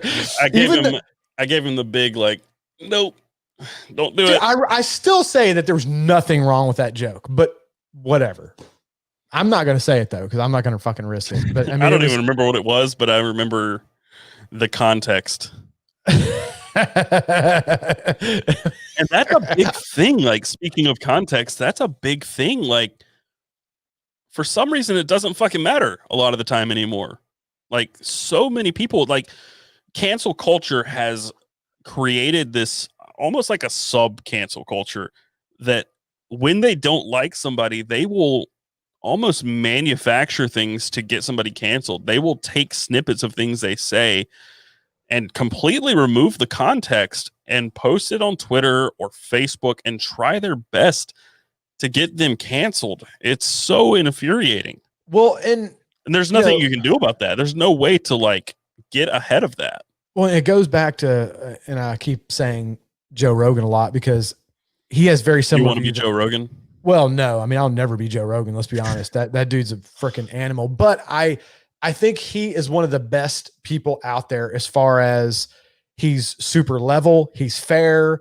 He doesn't really pull punches, but at the same time, he stays fair and even, right? Like, I just think he's got a good neutral view. And if more people viewed things, not necessarily having his same opinion, but just in the same light that he views things in a fair, even, unbiased approach and respected everybody's opinions, even if he doesn't agree, I think we would be a happier place. But you're saying that people who get outraged when not everything they read or hear confirms their opinions and, right. and what they believe to be true, even though there's no factual evidence to back it up. But, he is a big fan of saying context is everything. And it is. Yeah. And if I could say something on here, and if you listen to the 5 minutes of conversation, I'm sure I've said something in this podcast, maybe the Chadwick Boseman thing, right? Like, if you took a snippet out of that, it could make it sound like I'm a fucking hate monger. But if you listen to the context, it's a very different situation, right? Yeah. And I think a lot of people do that. There was a court case overseas. Was it Netherlands? Somewhere. I don't know. I think it was a Nordic country. I'm not exactly sure what country it was. But maybe it was actually Germany. I can't remember. Either way, guy made a video about a video with his girlfriend's dog, and the dog was a Nazi. The whole thing was a joke about the dog being a Nazi and saying that the Holocaust was funny. But the whole thing was very clearly a parody. Like, there was obviously no serious bone in that whole thing. It was just a joke video, and he got arrested. Jesus. Right. Arrested? He got charged and fined, and he was facing prison time over it. Over making a video about the Holocaust and Nazis as a joke. And I think the joke was the dog was a Nazi. I don't remember. I can't remember the context, but that was his whole case. His whole defense was based on everything matter, like context matters, and none of the context of the video was taken into consideration. The only thing that was taken into consideration was that there was I think there was some sort of joke about the Holocaust being funny or something. I can't remember the exact tone of the video, but there was no context considered in the entire court case, and that was his defense, was like, context matters. And there was a reporter after the hearing, a reporter sticks a mic in his face and asks him about, I don't know, something. And his response was, context matters. And the guy starts going off about something else. And instead of answering the guy's question, he asks the guy another question and just basically got him. He caught him off guard. The guy said yes. And he was like, okay, context matters, doesn't it? You just said, yeah, you would have to watch the video, but right. No, but it does. Like, and it matters. That was a really bad explanation of the whole entire. No, but I get what you're saying, though, right? Is it poor taste to joke about certain things? Sure. Are not a lot of people going to think that it's not funny? Sure. And that's perfectly okay. This goes back to everybody has different opinions. Some people think some shit that's funny that other people think is in poor taste. And that's okay. There's been comedians that joke about things that I don't agree with. And I think, well, that was a bit much, right? Like, but at the same time, I don't get mad at them about it. I'm like, okay, I think that joke in particular was in poor taste. I don't agree with that. Not a funny joke to me. But that doesn't mean I'm going to want them to be canceled or I want them to go to jail. I just move on because the 5 minutes later, they're talking about something I think is funny, right? Like, it's just, I think it's just like, I don't know, man. It goes back to that same thing of you don't have to agree with everything everybody says. And just because somebody doesn't have the same opinions as you doesn't mean you have to get outraged about it. Like, there it is. It's okay. He was convicted of committing a hate crime. I mean, I don't know that you can call that a hate crime. That's a bit aggressive, isn't it? He said, "Gas the Jews and seek hell." He said, "What now?" The dog said, "Gas the Jews and seek hell." I mean, that's a little aggressive. I think that's in poor taste, but should the guy go to jail for, I mean, if he was doing it in a joking manner and he was doing it as a parody, is it funny? No. Do I think it's in good taste? No. But at the same time, like I said, that doesn't mean I think the guy should be in trouble or go to jail. I just think that wasn't a funny bit.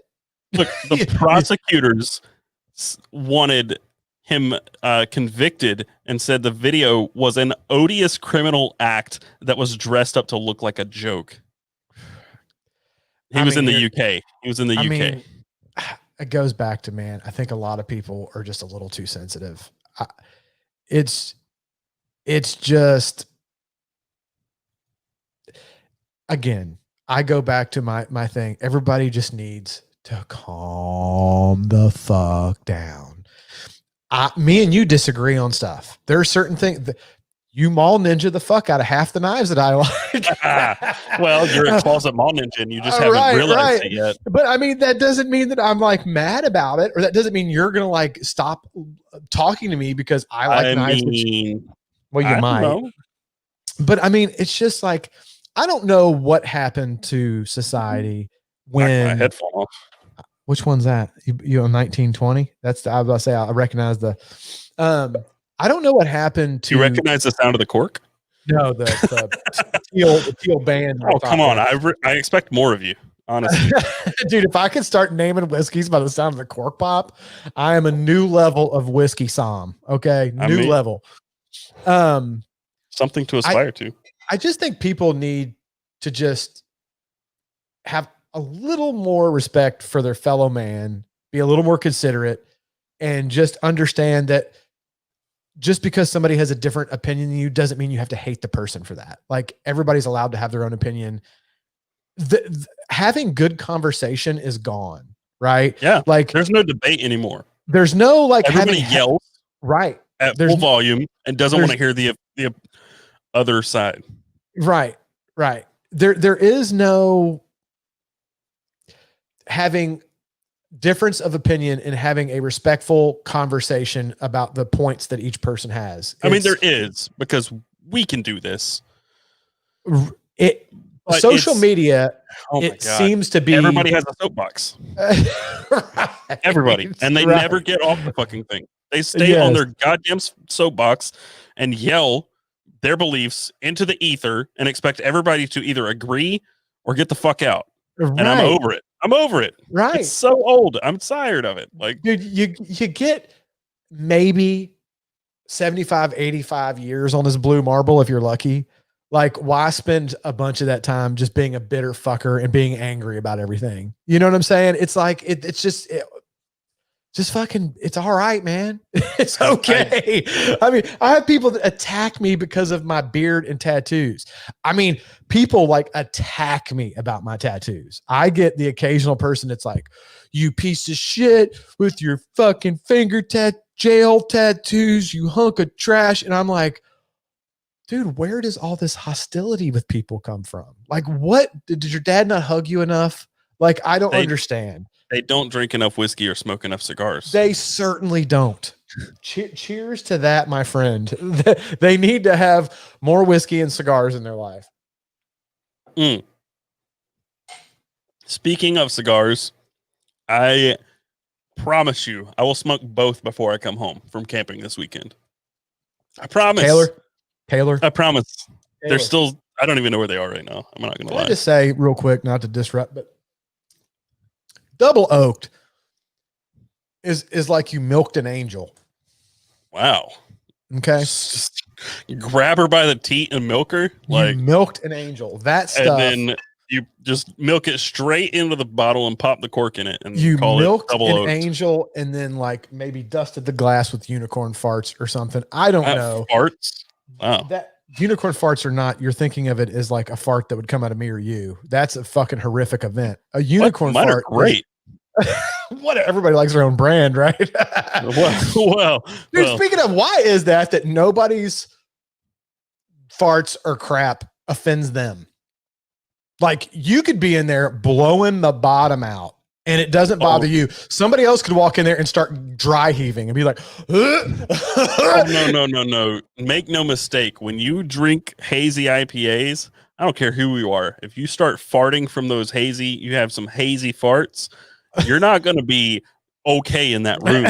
You are going to have to clear the room, go outside, and hope for a breeze.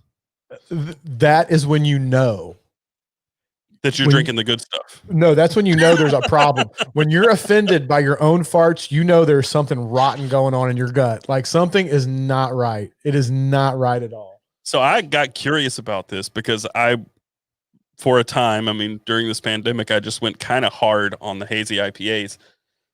And I drank a lot of IPAs, and IPAs will give you some gas, but hazy IPAs in particular, I just wondered why they smell so bad. And I thought maybe I'm just alone on this, but I'm not alone. There was a huge Reddit thread about hazy IPA farts and how awful they are. Well, there are certain things that just notoriously give you gas, right? A lot of times there are a lot of cruciferous vegetables. There's a lot of sulfates, and it's unfiltered. A hazy IPA is an unfiltered beer, and it creates a very sulfuric fart. Which goes back to the cruciferous vegetables, because I think there's a lot of sulforaphane or sulfurs of some nature in cruciferous vegetables, if I'm not mistaken. But yeah, or I think the same thing with, isn't that why, doesn't that have something to do with why asparagus makes some people's pee stink? That's genetic. It is genetic, yeah. But it's something to do with your body not breaking down the sulfur in the, or there's somebody listening to this right now going, "You're a fucking moron." No, it has nothing to do with that. I have no idea. That's why I'm just nodding and just, yes, sure. Yeah, I don't, it's something, I don't know, but yeah, I don't have that problem. Like, I can eat asparagus out the wazoo, but I've heard a lot of people say they eat asparagus, like it makes their pee atrocious. Like, you can't be in the room. Yeah. Just try to compare that to my hazy farts and, ask Alex.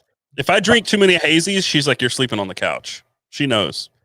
Dude, I know we're not reading comments, but I noticed a lot of people said that. Well, I just looked, a bunch of people were saying that there's some people that are going to be offended about the angels because, or somebody said, are angels fluid gender? Somebody also asked if you got consent. If you didn't get consent from the angel, then this is. That's just funny. I'm sorry. I've been very good about not saying anything vocally about the comments, but that one cracked me up. I was like, oh, and that's exactly the thing, man.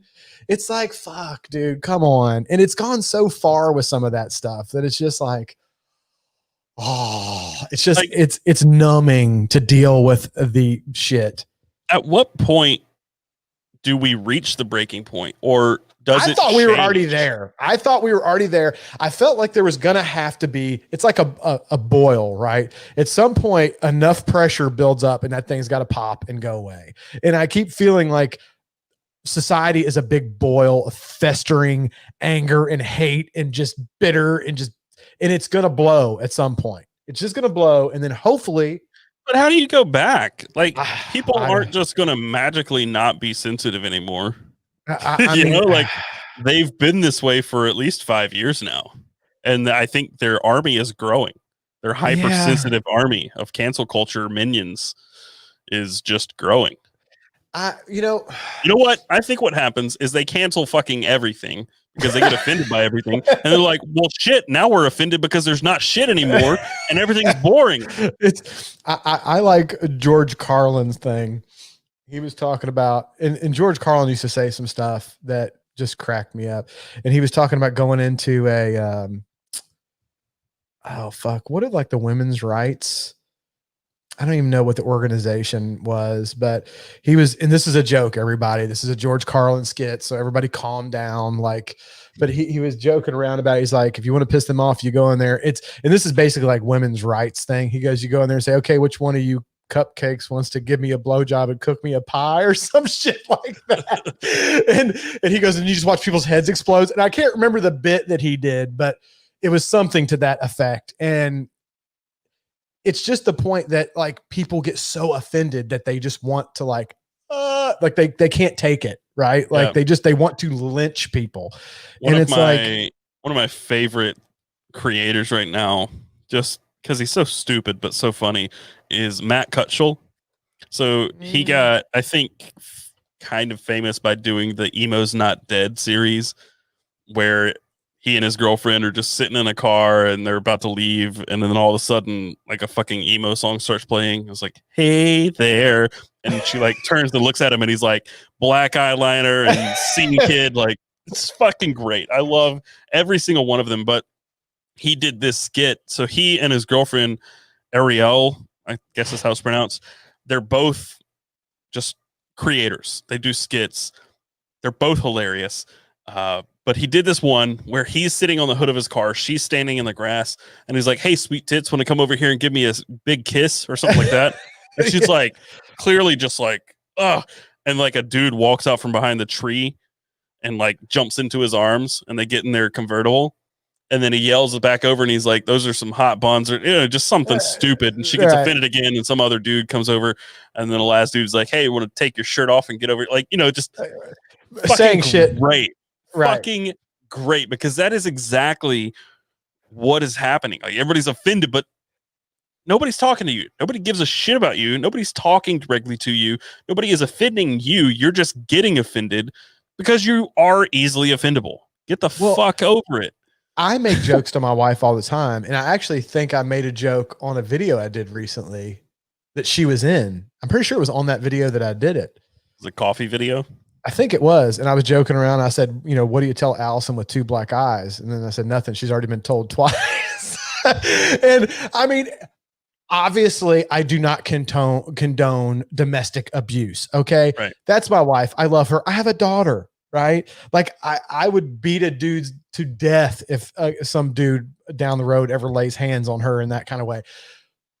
But again, it goes back to it's jokes, people. I don't really hit my wife. I don't condone that. I made a joke about Chris Brown one time on a video, and man, there were some people that were like, you can't joke about that. That's not. And I'm like, dude, it was a joke. I obviously don't really think it was right what he did. Like it was a joke. I joke with my wife about that shit all the time. She'll say, I can't joke with Alex because I have a beard. When I shave my beard, she said I seem less serious and more jovial. But when I have a beard, she says everything I say seems too serious and she can't take a joke from me. Yeah, I mean, dude, I wish I were joking, but she told me that last time I shaved my beard off.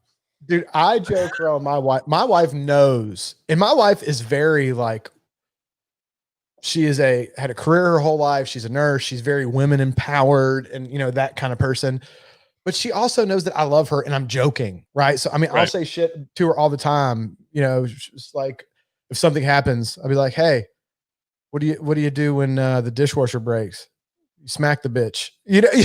I say stuff like, and I'm joking and she laughs because she knows I don't mean it. Right. But like, people take that shit seriously and they think that you're like this bigoted guy that feels that way toward women. And it's like, dude, I obviously don't. It's a joke. It's all about the context. But if she were a vegan, you would mean it. Well, yeah, all of those people should burn. No, we joked around about that earlier, right? Like, yeah.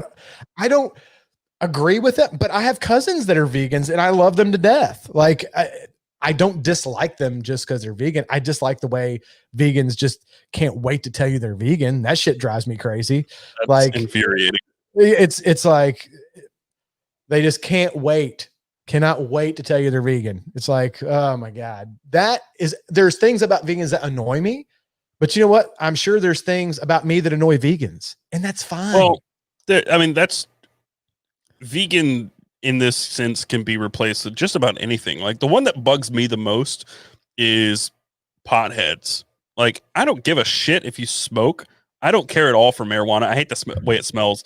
I just don't care for it. Yeah, I don't care for it. But oh, dude, good pot smells great. I hate now that being said, I do not smoke it. I hate the way it smells. I did. And many years ago, it started having an adverse reaction to me. And instead of being chill and it making me feel happy and want to eat a cheeseburger and watch a Cheech and Chong movie, it was giving me anxiety attacks. And I was like, well, fuck this. So I stopped doing it. But for years, I enjoyed the little wacky tobacco every now and then, man. It's good stuff. I think it smells great. Did you freeze again? Oh no. Taylor has frozen. He is locked up. I think he's frozen. Maybe I should hold on. Let me flag. What happened? Why does it keep screen sharing? I don't know. You're back. I put a flag there because you cut out again. You froze. At least you froze with a good face. You didn't freeze like this.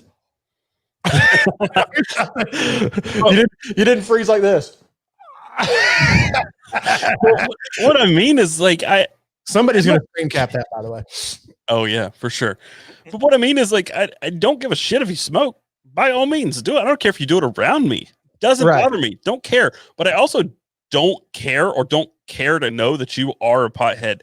Like when people yell 420 or any of that, it's so annoying. Like I play Rocket League a lot, right? And you'll get on there and somebody's like username is, I don't know, Toke Up 420 EE or something.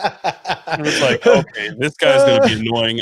And then they get in the chat and they're like, I'm stoned right now. I just hit a bowl. And it's like, okay. I do not care. They can't wait to tell you they're stoned. It irks me so much. I don't care. Like, I don't know. For me, it just feels like this like rebel thing. Like they want to feel like a rebel. So I maybe that's it. I don't know. But it's always bothered me. I don't give a shit. Yeah. Do what you want, but I don't have to know that. Right. But you can replace that with anything. Veganism, being a stoner, literally anything. And I don't know. There's a little subculture for all of those things. And being in PETA, the radicals are definitely annoying in every single one. And here's the thing, and I think that's a good point, right? Is I feel like the extremes of any subculture or political standpoint or anything, the extremes are all fucking Lulu birds, right? Yeah.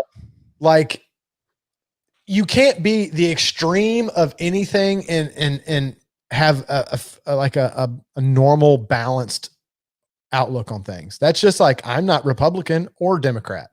I'm kind of somewhere in the middle because I don't agree with everything Republicans say. I don't agree with everything the liberals say. I agree with some of this and some of that. Obviously, I'm a huge gun guy, and a lot of the left people are not a big fan of guns. So I obviously can't agree with them on that. But there are other topics that some of the conservatives are a little bit weird on that I'm like, I think I kind of agree with the liberals on this one. So, but I mean, that's just being a balanced person. You know, when you go to the extremes of anything, I think it gets a little unhealthy. Do you know what my political stance is? What's that? Ron Swanson.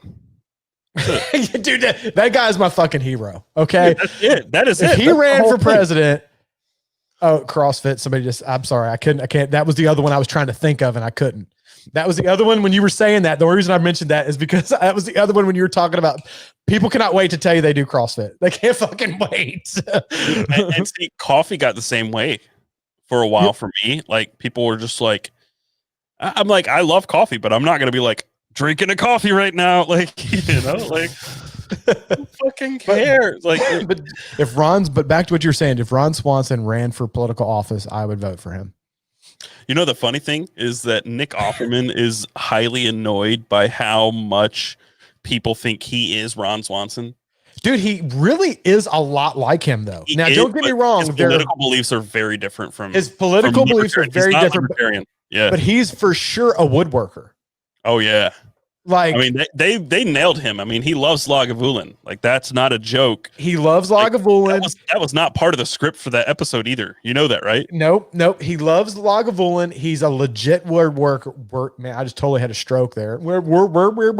He somebody's offended that I just joked around about strokes. That's another one, by the way. Triggered. The whole trigger thing. I joke and I say trigger warnings in my videos because I think it's fucking hilarious that people are like, I'm so triggered. I need a safe space. Like, shut the fuck up. Like, seriously, if you've ever used the word I'm triggered, I need my safe space, and you were serious and you were not teasing about it, you're part of the fucking problem. Okay. That's just all there is. You need to lighten the fuck up and calm down. Like, it's okay. I think everybody should, just in general. Mm-hmm. Lighten up and calm down, dude. That should be our shirt. Lighten up and calm down. Whiskey, like a chive on shirt, but it's kind of like that. Lighten up and calm down. Like that should be our grab a cigar and some whiskey. Lighten up and calm down. Like that should be the thing. It's just the thing is, there's people that are serious about that. By the way, the trigger thing. Oh, I know. And it's the college campuses these days that I hear are kind of really, they have safe spaces on the college campuses and whatnot. And I tell you another thing that drives me crazy, and I might piss some people off. I'm probably going a little fringe on some of this stuff tonight that I'm probably irritating some people, but I figured I'd air some of this stuff out. Participation trophies. Go fuck yourself with your participate. I can't even say it. You can't say the word, so really you can't. That's why I hate it. That's why I hate it, because I can't say it. Go fuck yourself with those participation trophies. That's the reason why everybody. Say the word one more time. Come on, participation. I'm going to slow it down. Participation. There you go. Trophy. Go fuck yourself. I agree with you. Like, that's dumb. Okay. It's really dumb. A kid needs to know what it is to lose. That is why we have. That's why you can't play fucking competitive. No, that's why you can't play fucking competitive video games anymore. I was talking about this. I play with one of my Discord mods, and we were just talking about how, in particular, Rocket League is very toxic. Every game is very toxic now, especially competitive games, first-person shooters, or whatever. They're all so toxic. But Rocket League is just something special. Like, I think that's why I stopped playing Call of Duty. God, like I remember playing Call of Duty when I was like 16, 17, sitting on my bed at 2 a.m. playing Call of Duty, and like a 12-year-old is cussing me out and telling me to suck a dick and stuff. And it's like, okay, that's one thing. That's one thing. But Rocket League is a new level of just straight toxic. And I think it has a lot to do with people never learning sportsmanship, never learning what it is to lose. Like, you play Rocket League, I play competitive, and in casual, you can just leave a game, right? So if you're losing, you can just leave, no consequence, whatever. In a competitive game, you have to vote to leave. So if I play twos, so it's 2v2. If I vote to leave and the other person doesn't, then we keep playing, or I can leave and be banned from the game for 5 minutes. That's how it works. And there are people like you cannot forfeit now. That didn't used to be this way, but you can't forfeit until a minute and a half into the game. They're 5-minute games, so you have to get to the 3:30 mark before you can forfeit. And there are people who will rage quit 10 seconds in because I miss a ball. They will take a 5-minute ban, cuss me out, and then rage quit just because, like, I couldn't make a god play. You know, like, it's so well. And you know, it's funny you say that. I have taken video games. We try not to let our kids play video games too much because I think it's toxic for kids to play too long, especially at a young age. But I've taken games away from my kids for months at a time, because they start getting too emotional. Yeah. Like, I hear them in there getting really emotional and getting like physically angry. And I go in there, I'm like, buddy, let me ask you something. what's the purpose of playing this game? It's fun, right? You're playing a game it's called a game. It's supposed to be fun. If you're in here so fucking mad that you're almost in tears because you're so aggravated, this isn't fun. Right. Okay. This is defeating the purpose of playing a game.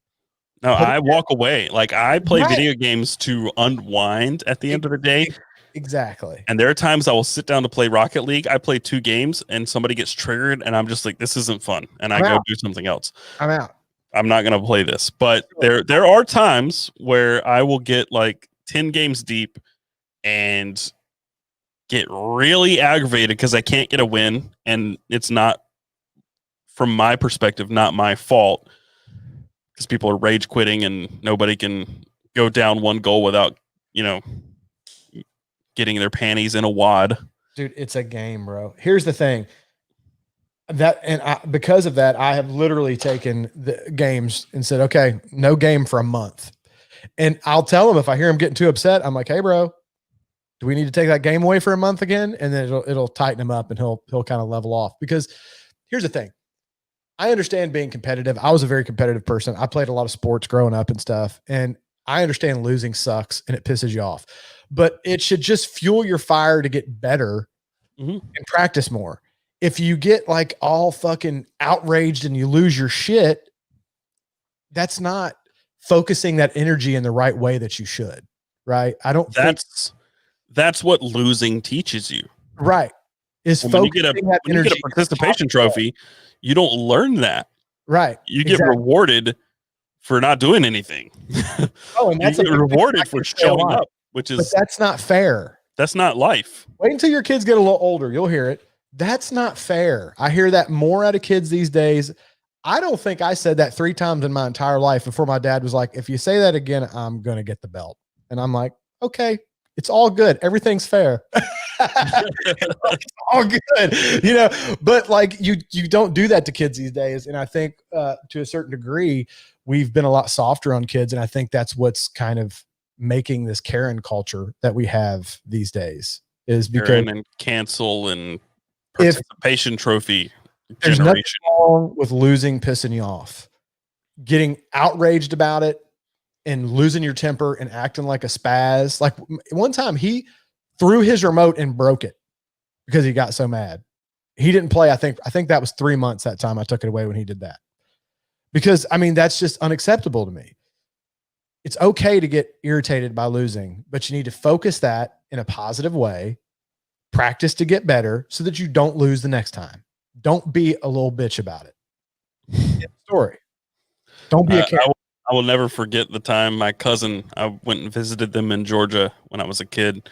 We were playing Star Wars, something Terrace Kasai. I can't remember. I'm not a Star Wars guy. I don't know. But we were playing the side scroller fighter on PS1, and I don't remember which cousin. I think my little cousin won, and the big cousin got really mad and took the controller and cracked it over his head and broke the controller on his head.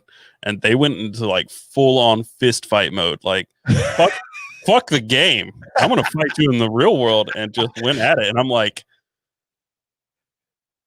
kind of glad I didn't have a brother.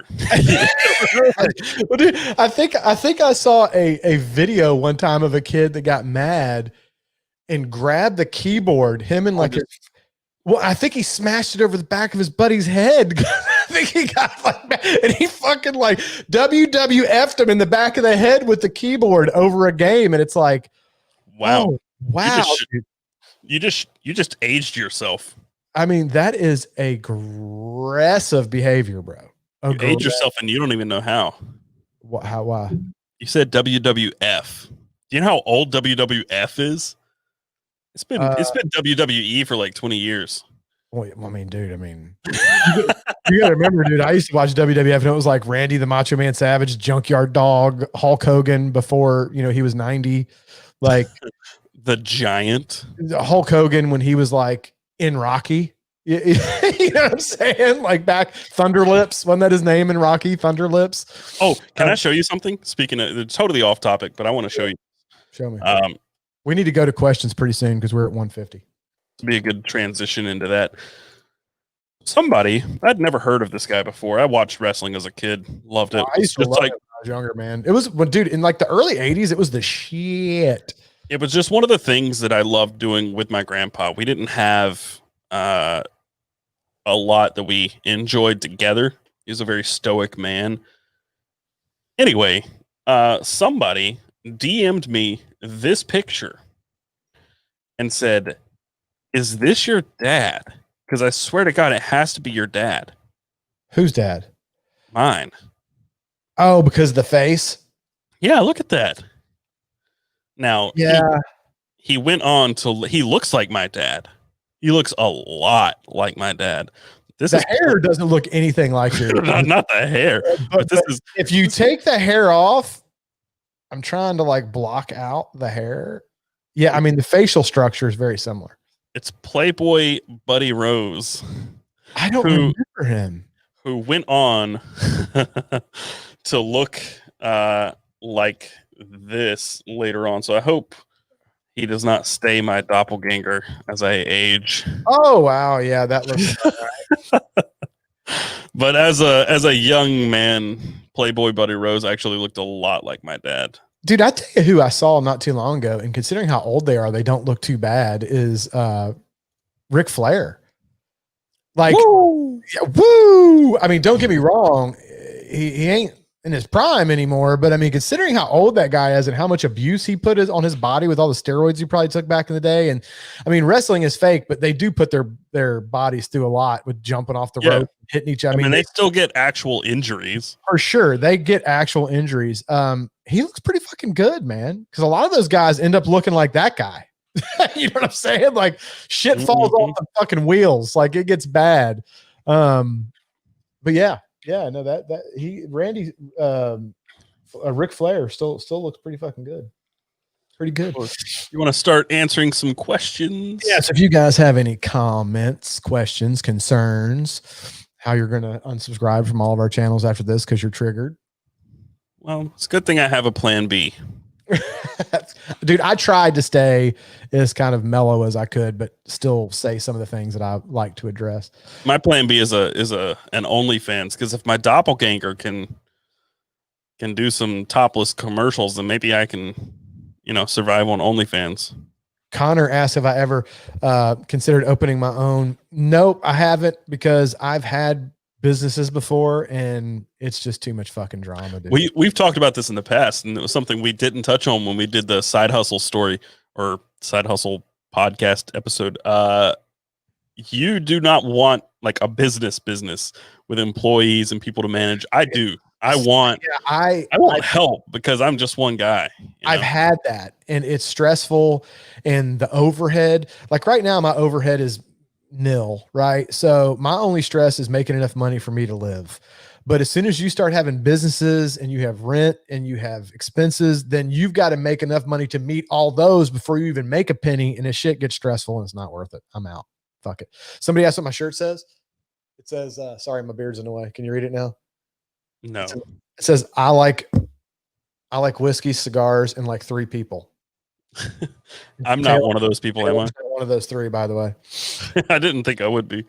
No, I mean, it's my direct immediate family. No, just kidding. I obviously like more than 3 people. It's a bit of a joke, but yeah, it's my general philosophy in life.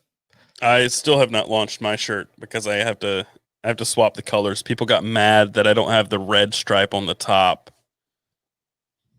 I mean, gotta get it. You gotta get it, dude. I'm about to launch. I'm gonna get canceled for this. I know we're supposed to be answering comments, and we will. They're coming by pretty quick, so hopefully. But did you watch The Mandalorian last season? No, I don't. Get the fuck out of here, Taylor. See, this is why you're not one of the 3 people. This is exactly why you're not one of the 3 people. The Mandalorian was that Pokemon or something? Oh my god. So there's an ongoing joke. I'm fucking triggered right now. There's an ongoing joke because somebody in a video I did in EDC Weekly, and somebody mentioned Gengar, and I was like, I don't know what that is. It's probably some Star Wars shit because it must be. Turns out it was a Pokemon thing, which I don't know anything about Pokemon or Star Wars. Okay. So I'll give you a pass on the not liking Pokemon. Somebody said they need that shirt. You can go on my website, by the way. I've got these shirts available on Jeremy Sires. Carrycommission.com. This is on Carrycommission.com. Carry. Let's say it in unison. Hold on. 3, 2, 1. Carrycommission.com. This was all linked down below. Yeah, this is actually a shirt I just dropped this month. Where I was going with that is The Mandalorian is fantastic. I'll give you a pass on Pokemon, Star Wars. That's base treachery. For somebody that grew up in my generation, I mean, get the fuck out of here if you don't like Star Wars. My generation. I'm not your generation. Well, you're not. That's true. But one of the shirts that I have, I did a play on because the big saying in The Mandalorian is "This is the way," right? Like it's their whole like warrior lifestyle of "This is the way." It's like what they say, like this is how they live, right? This is the way. I did a play on that and did the "This is the way," but then I put like a little whiskey bottle and a cigar in the A for "This is the way" as a joke, being whiskeys and cigars are the way. Well, The Mandalorian's coming out, new season this month, so I'm gonna have to put out like a special release of some special colors or something in honor of the release of the second season for like a month. I think I'm gonna do like a limited drop. What do you think about black on black? Can you do black on black and it maybe black on like really dark charcoal? I want it to be like a murdered out shirt. Yeah, you'd have to do like a black shirt with really dark gray lettering, or a dark heathered gray shirt with like pitch black. Yeah, right. But I think it'd be cool to do like a couple special colorways just offer them only for the month of October because it's coming out that month. I think that would be cool. But somebody asked if I did this shirt this way because of Karen's, and the answer is yes. Blame Karen. It's Karen's fault. I'm triggered.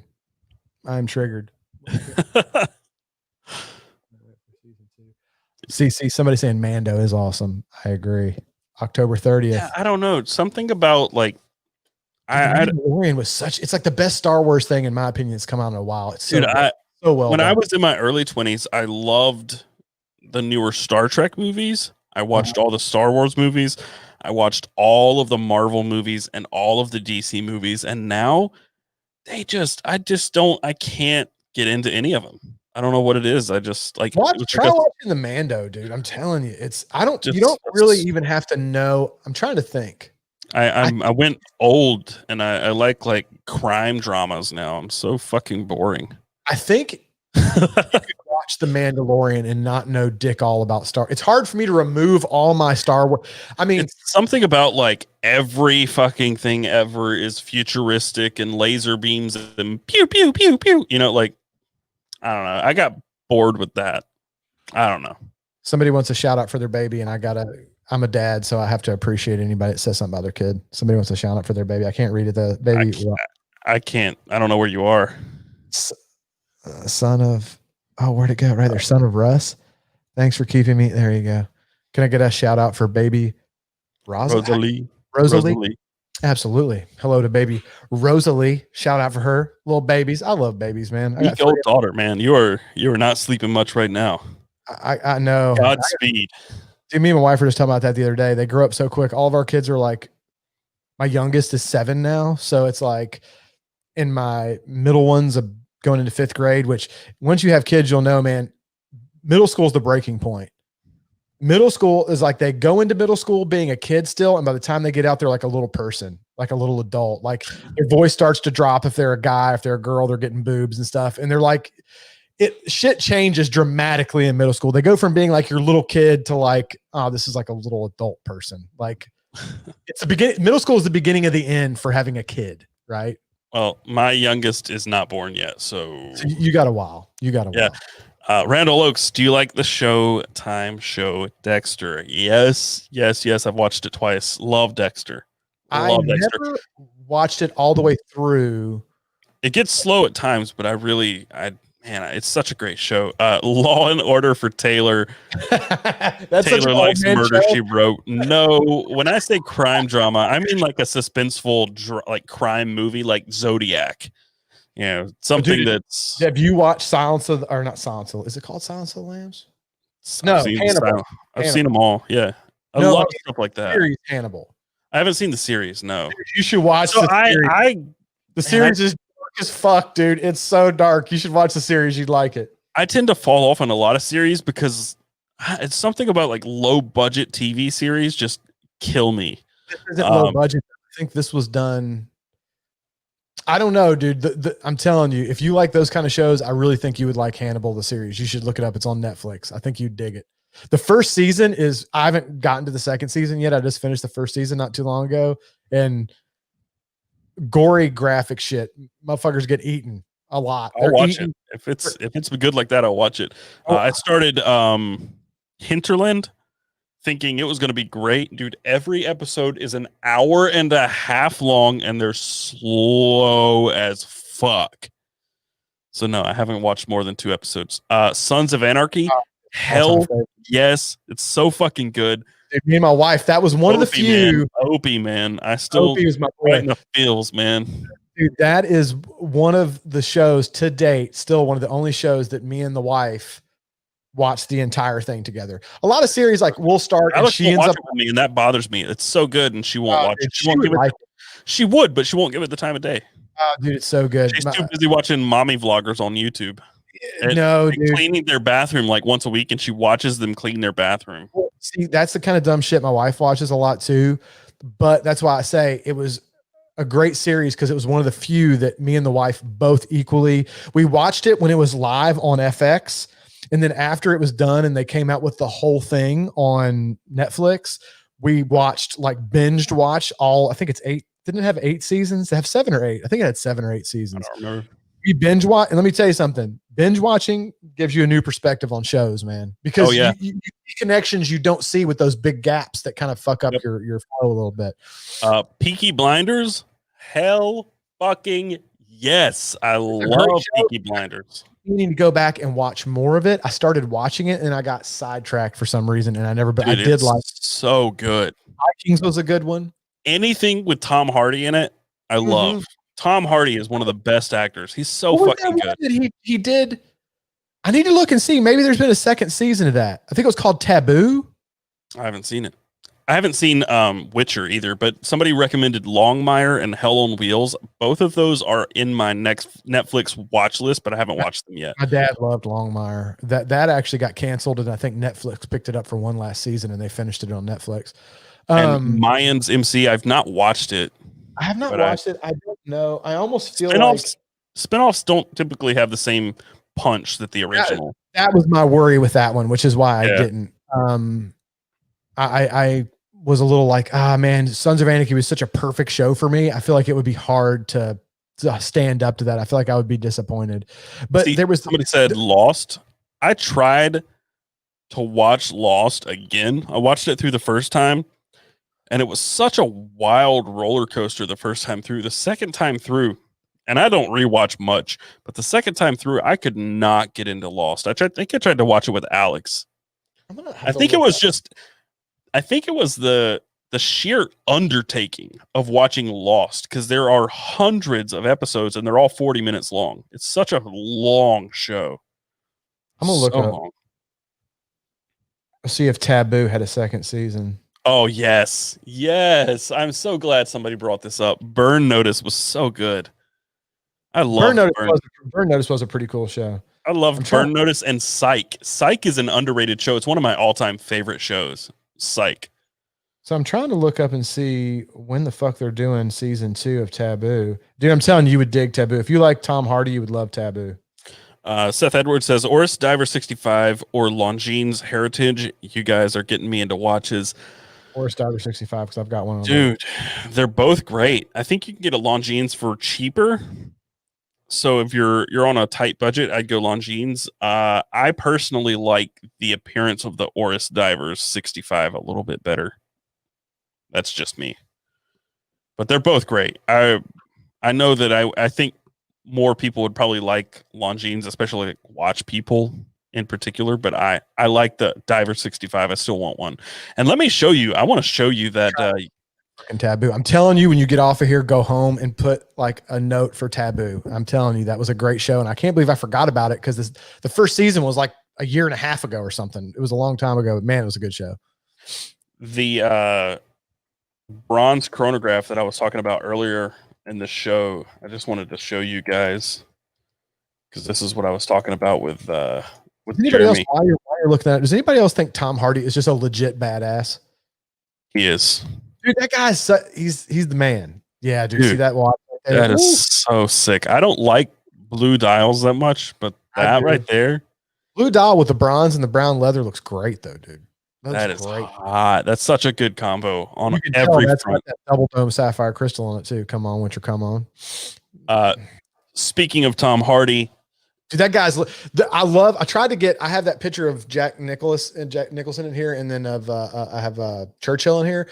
There's a picture of Tom Hardy with a cigar hanging out of his mouth. It's like a black and white that I've seen. That is just the classic. Like he just looks like he's in his brain. He's going, "I just fuck you." That's just the expression on his face. It's so great.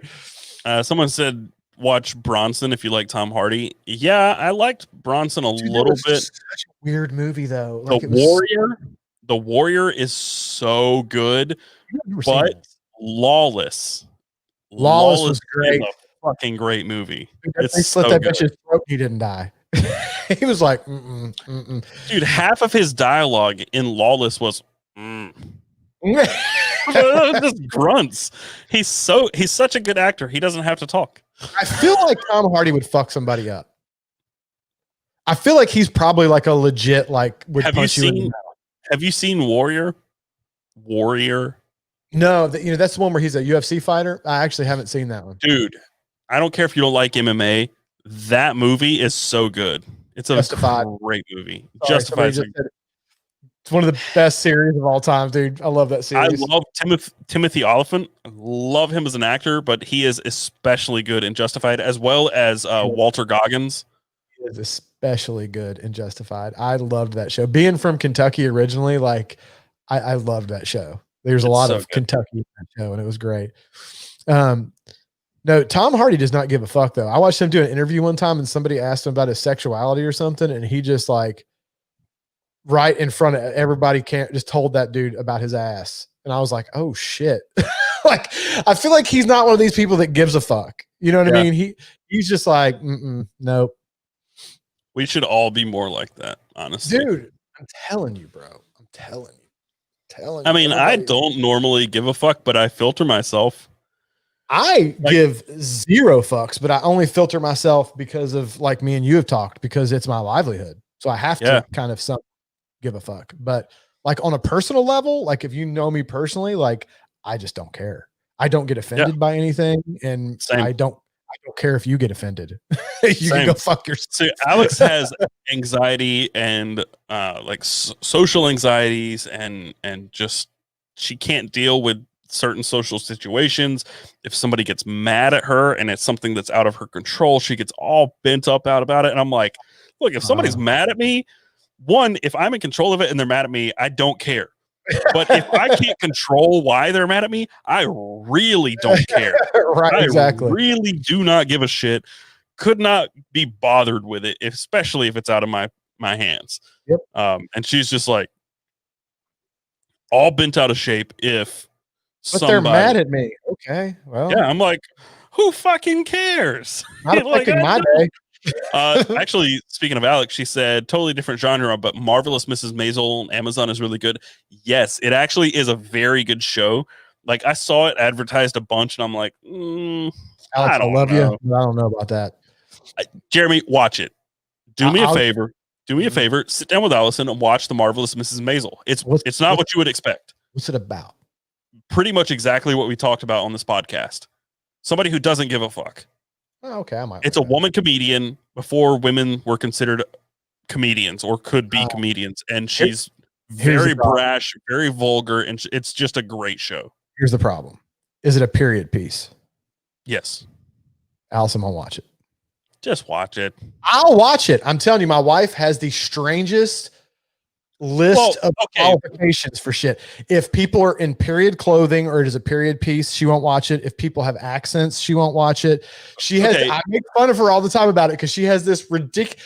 When you say period piece, what is there like a threshold? Because this is like 50s, like 60s. The 80s. Like when if it was prior to my wife being alive, she won't watch it.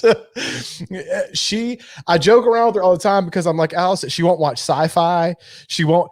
The list of shit that she has basically limits her to 2% of all produced shows, because she's ruled if people have accents, if it's a period piece, if it's sci-fi or science fiction, if it's about UFOs or space, if it has swords or dragons in it, she won't watch it.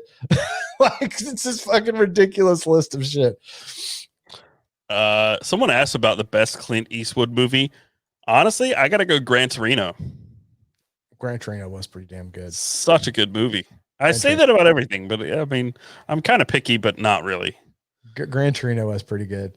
He was some of his older stuff. I'm rusty on the Clint Eastwood stuff because I haven't watched. Dirty Harry, obviously, kind of comes to everybody's mind from when I was a kid and whatnot. But he's just a legend in general. That's a really good question, and you can send that question directly to Allison from me. What the fuck does she even watch? She has too many filters. I'm telling you. What's funny though is then she went and watched this one show, and I was like, you have just forsaken all your own rules. She watched. Tell her to watch The Marvelous Mrs. Maisel. Midwife.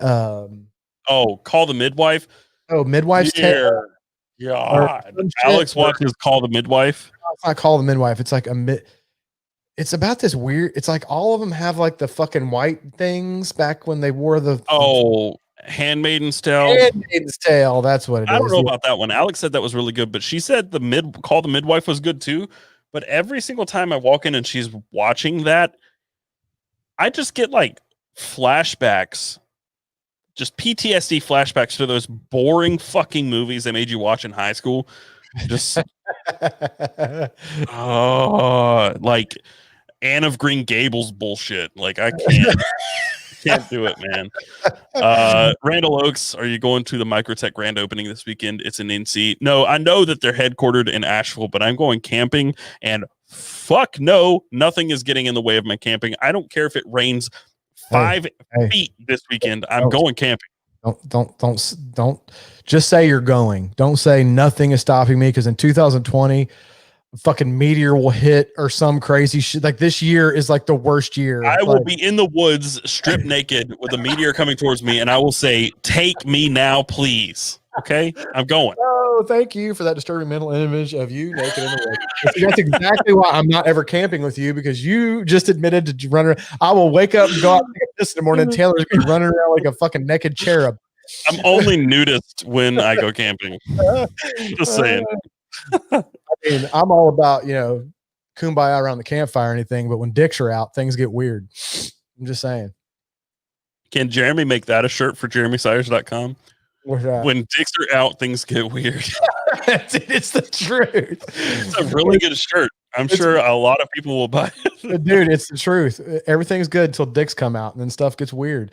I forgot who it was that was saying that that's the best way to win a fight. If you're ever about to get into a fight and you know you're going to get your ass kicked, best thing to do is just strip naked and run at them, because nobody wants to fight with a naked man. Nobody. No, because there's going to be things rubbing on you that you don't want on you, and it's just going to be weird, right? Like, it's going to be very weird.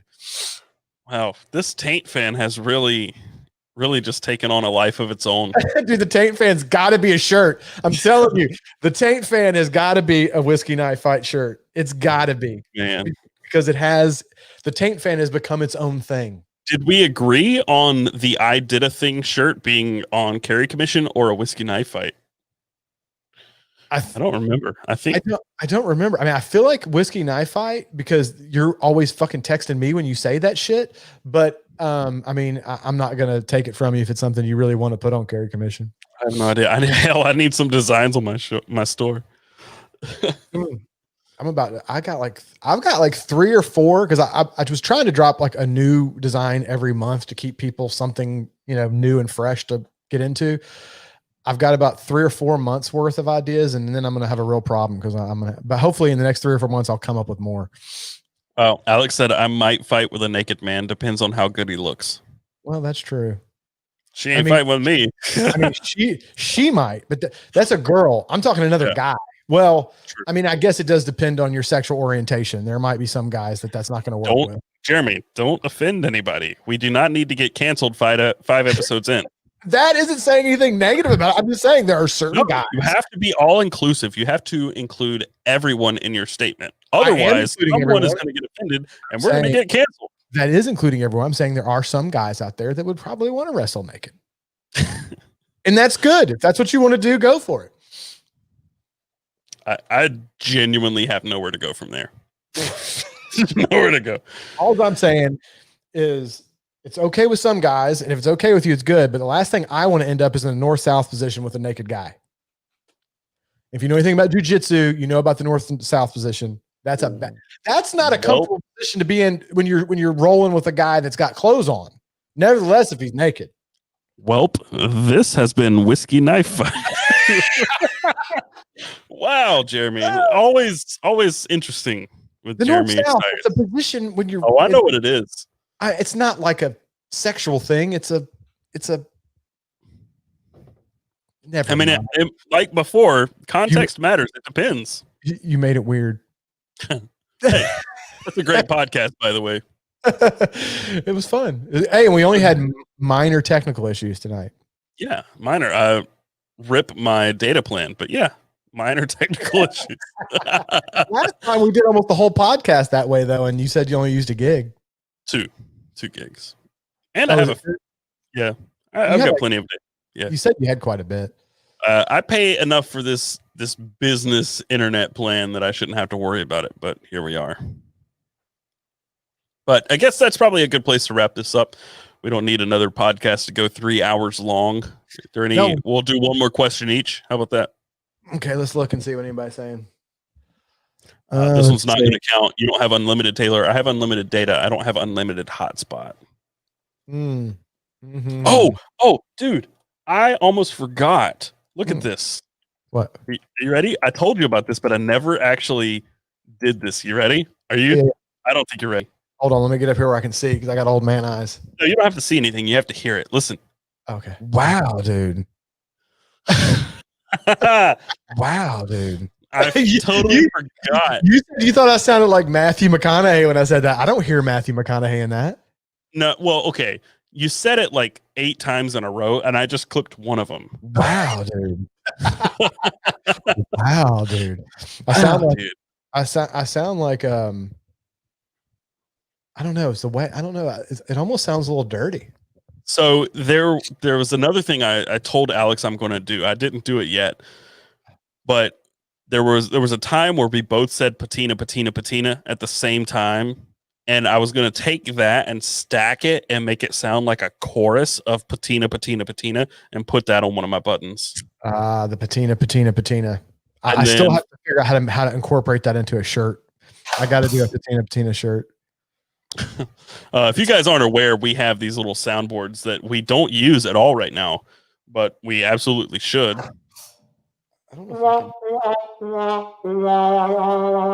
if sounds and stuff. We don't use them, but I imagine as the podcast goes, we will develop stuff that is worthy of tagging and putting in the old bank for replays.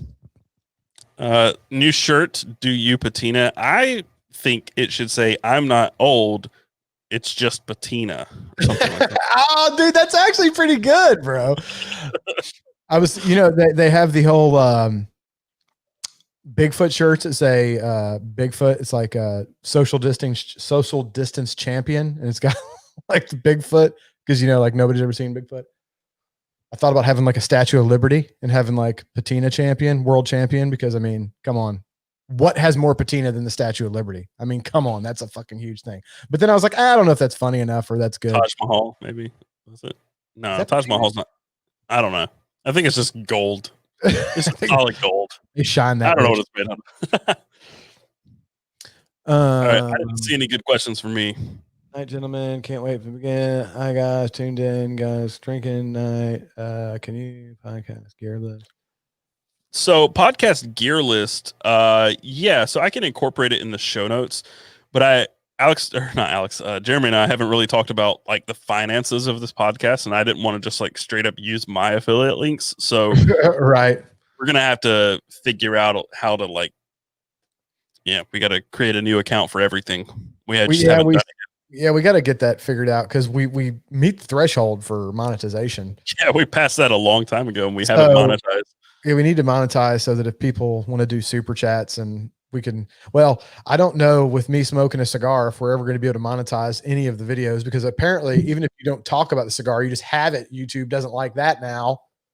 We're gonna get canceled anyway because of Jeremy's comments on vegans. So.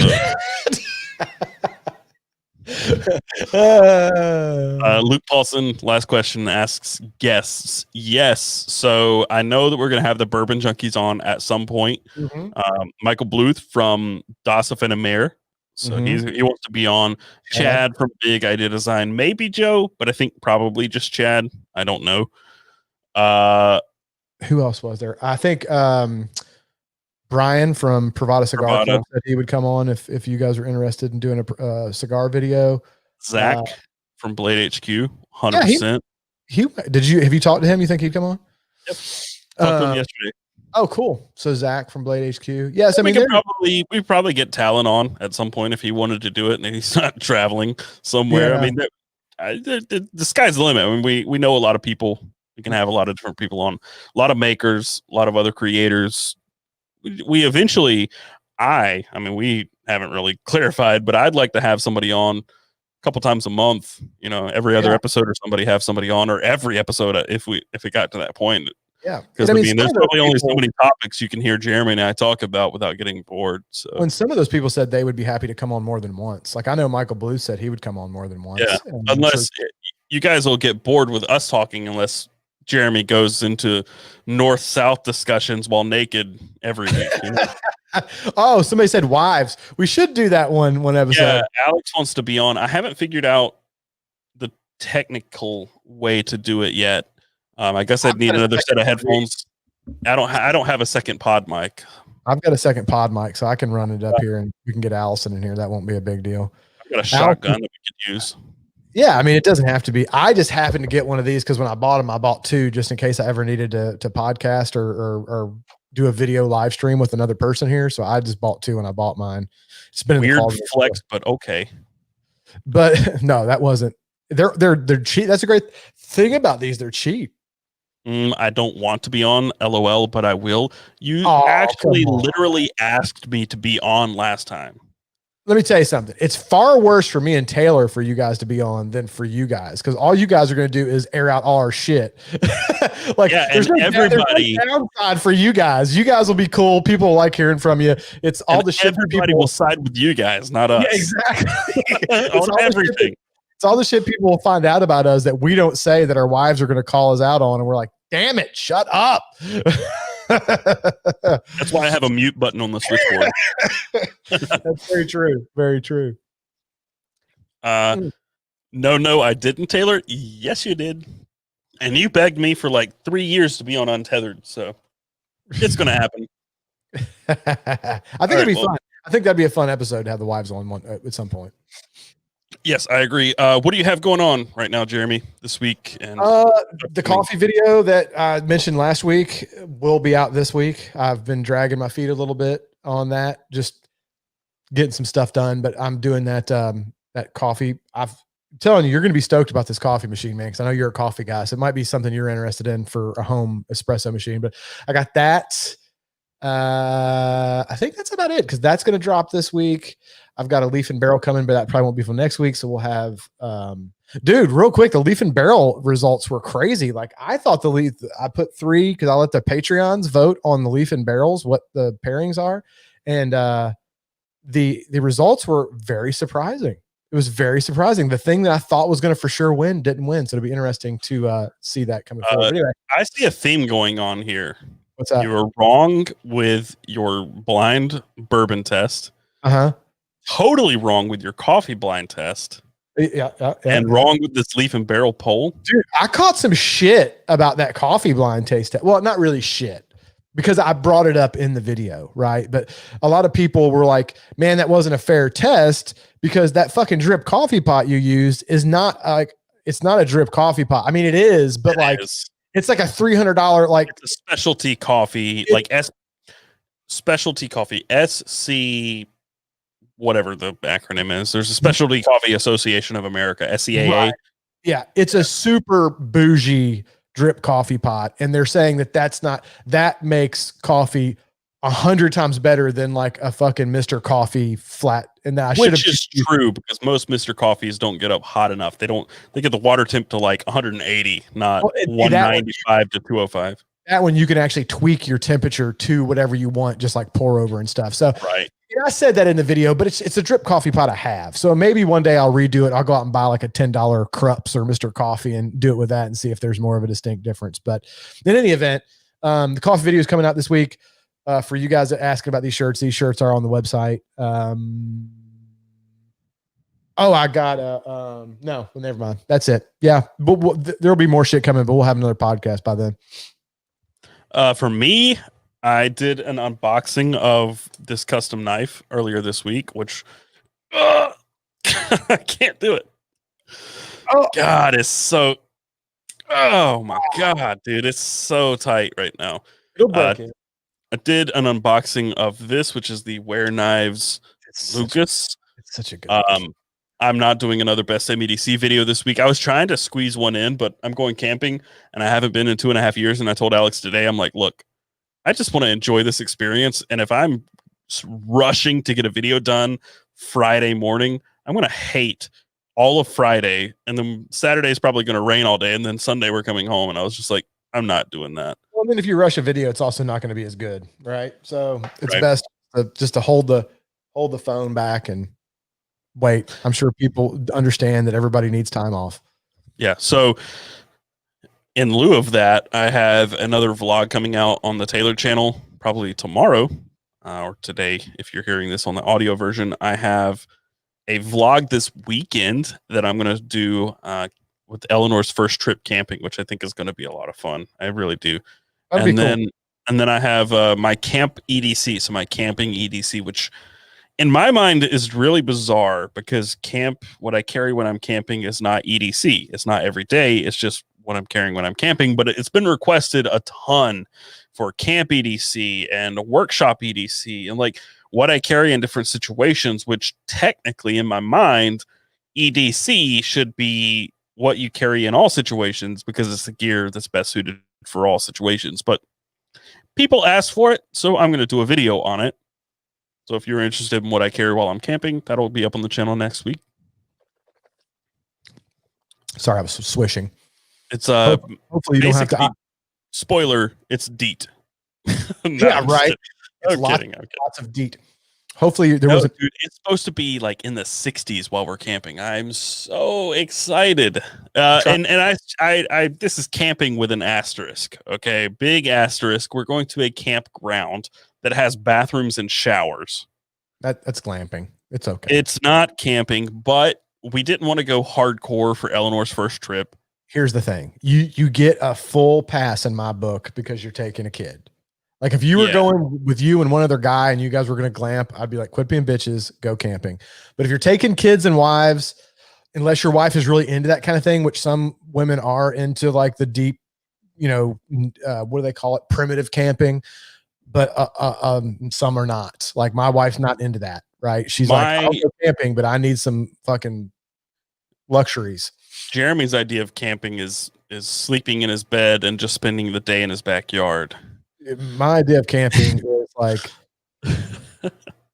not on a memory foam mattress. Like, I'm roughing it. This is horrible. Yeah. So my ideal camping, I love backpacking. I've been a few times. Well, once really, truly backpacking. I liked it a lot. I want to go again. I want to hike the Appalachian Trail. But my ideal camping, what I do mostly is I have a trailer with a tent and a water tank and a little kitchenette and take that, just go. When I leave, I don't have a plan. I know the general vicinity of where I'm going to stop, and I drive around until I find some BLM land, and I use just a free campsite and stay there for 3, 4, 5 days. And that's my favorite way to camp. The question is, though, Taylor, I see it in the comments. Are you going to take a tank fan? A tank fan? Taint. No. Then you're that's primitive camping. Then you're roughing it. I mean, it's going to be in the 60s, so you don't need a taint fan when it's in the 60s. That's a good correct. point. Correct. That's a solid point. Solid point, my friend. Solid. I just hope it doesn't rain the entire time. Yeah, dude, rain when you're camping sucks. Yeah.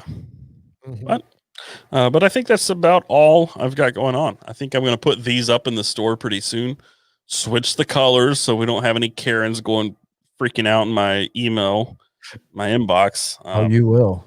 Yeah. I'm triggered just because you called them Karens. This whole episode triggered me because of the title. The title. Cancel this. You are picking on people named Karen, and that is triggering, my friend. You triggered me. Hey, get fucked. All right. Thank you guys for hanging out. We'll see you next Wednesday. Same time, same place, 8 p.m. If you want to follow us in our other places, social media, YouTube channels, all that stuff, it's all linked in the show notes. So with that said, see you guys next week. And peace out. Wow, dude. I said peace out, bitches, and said, wow, dude. Patina.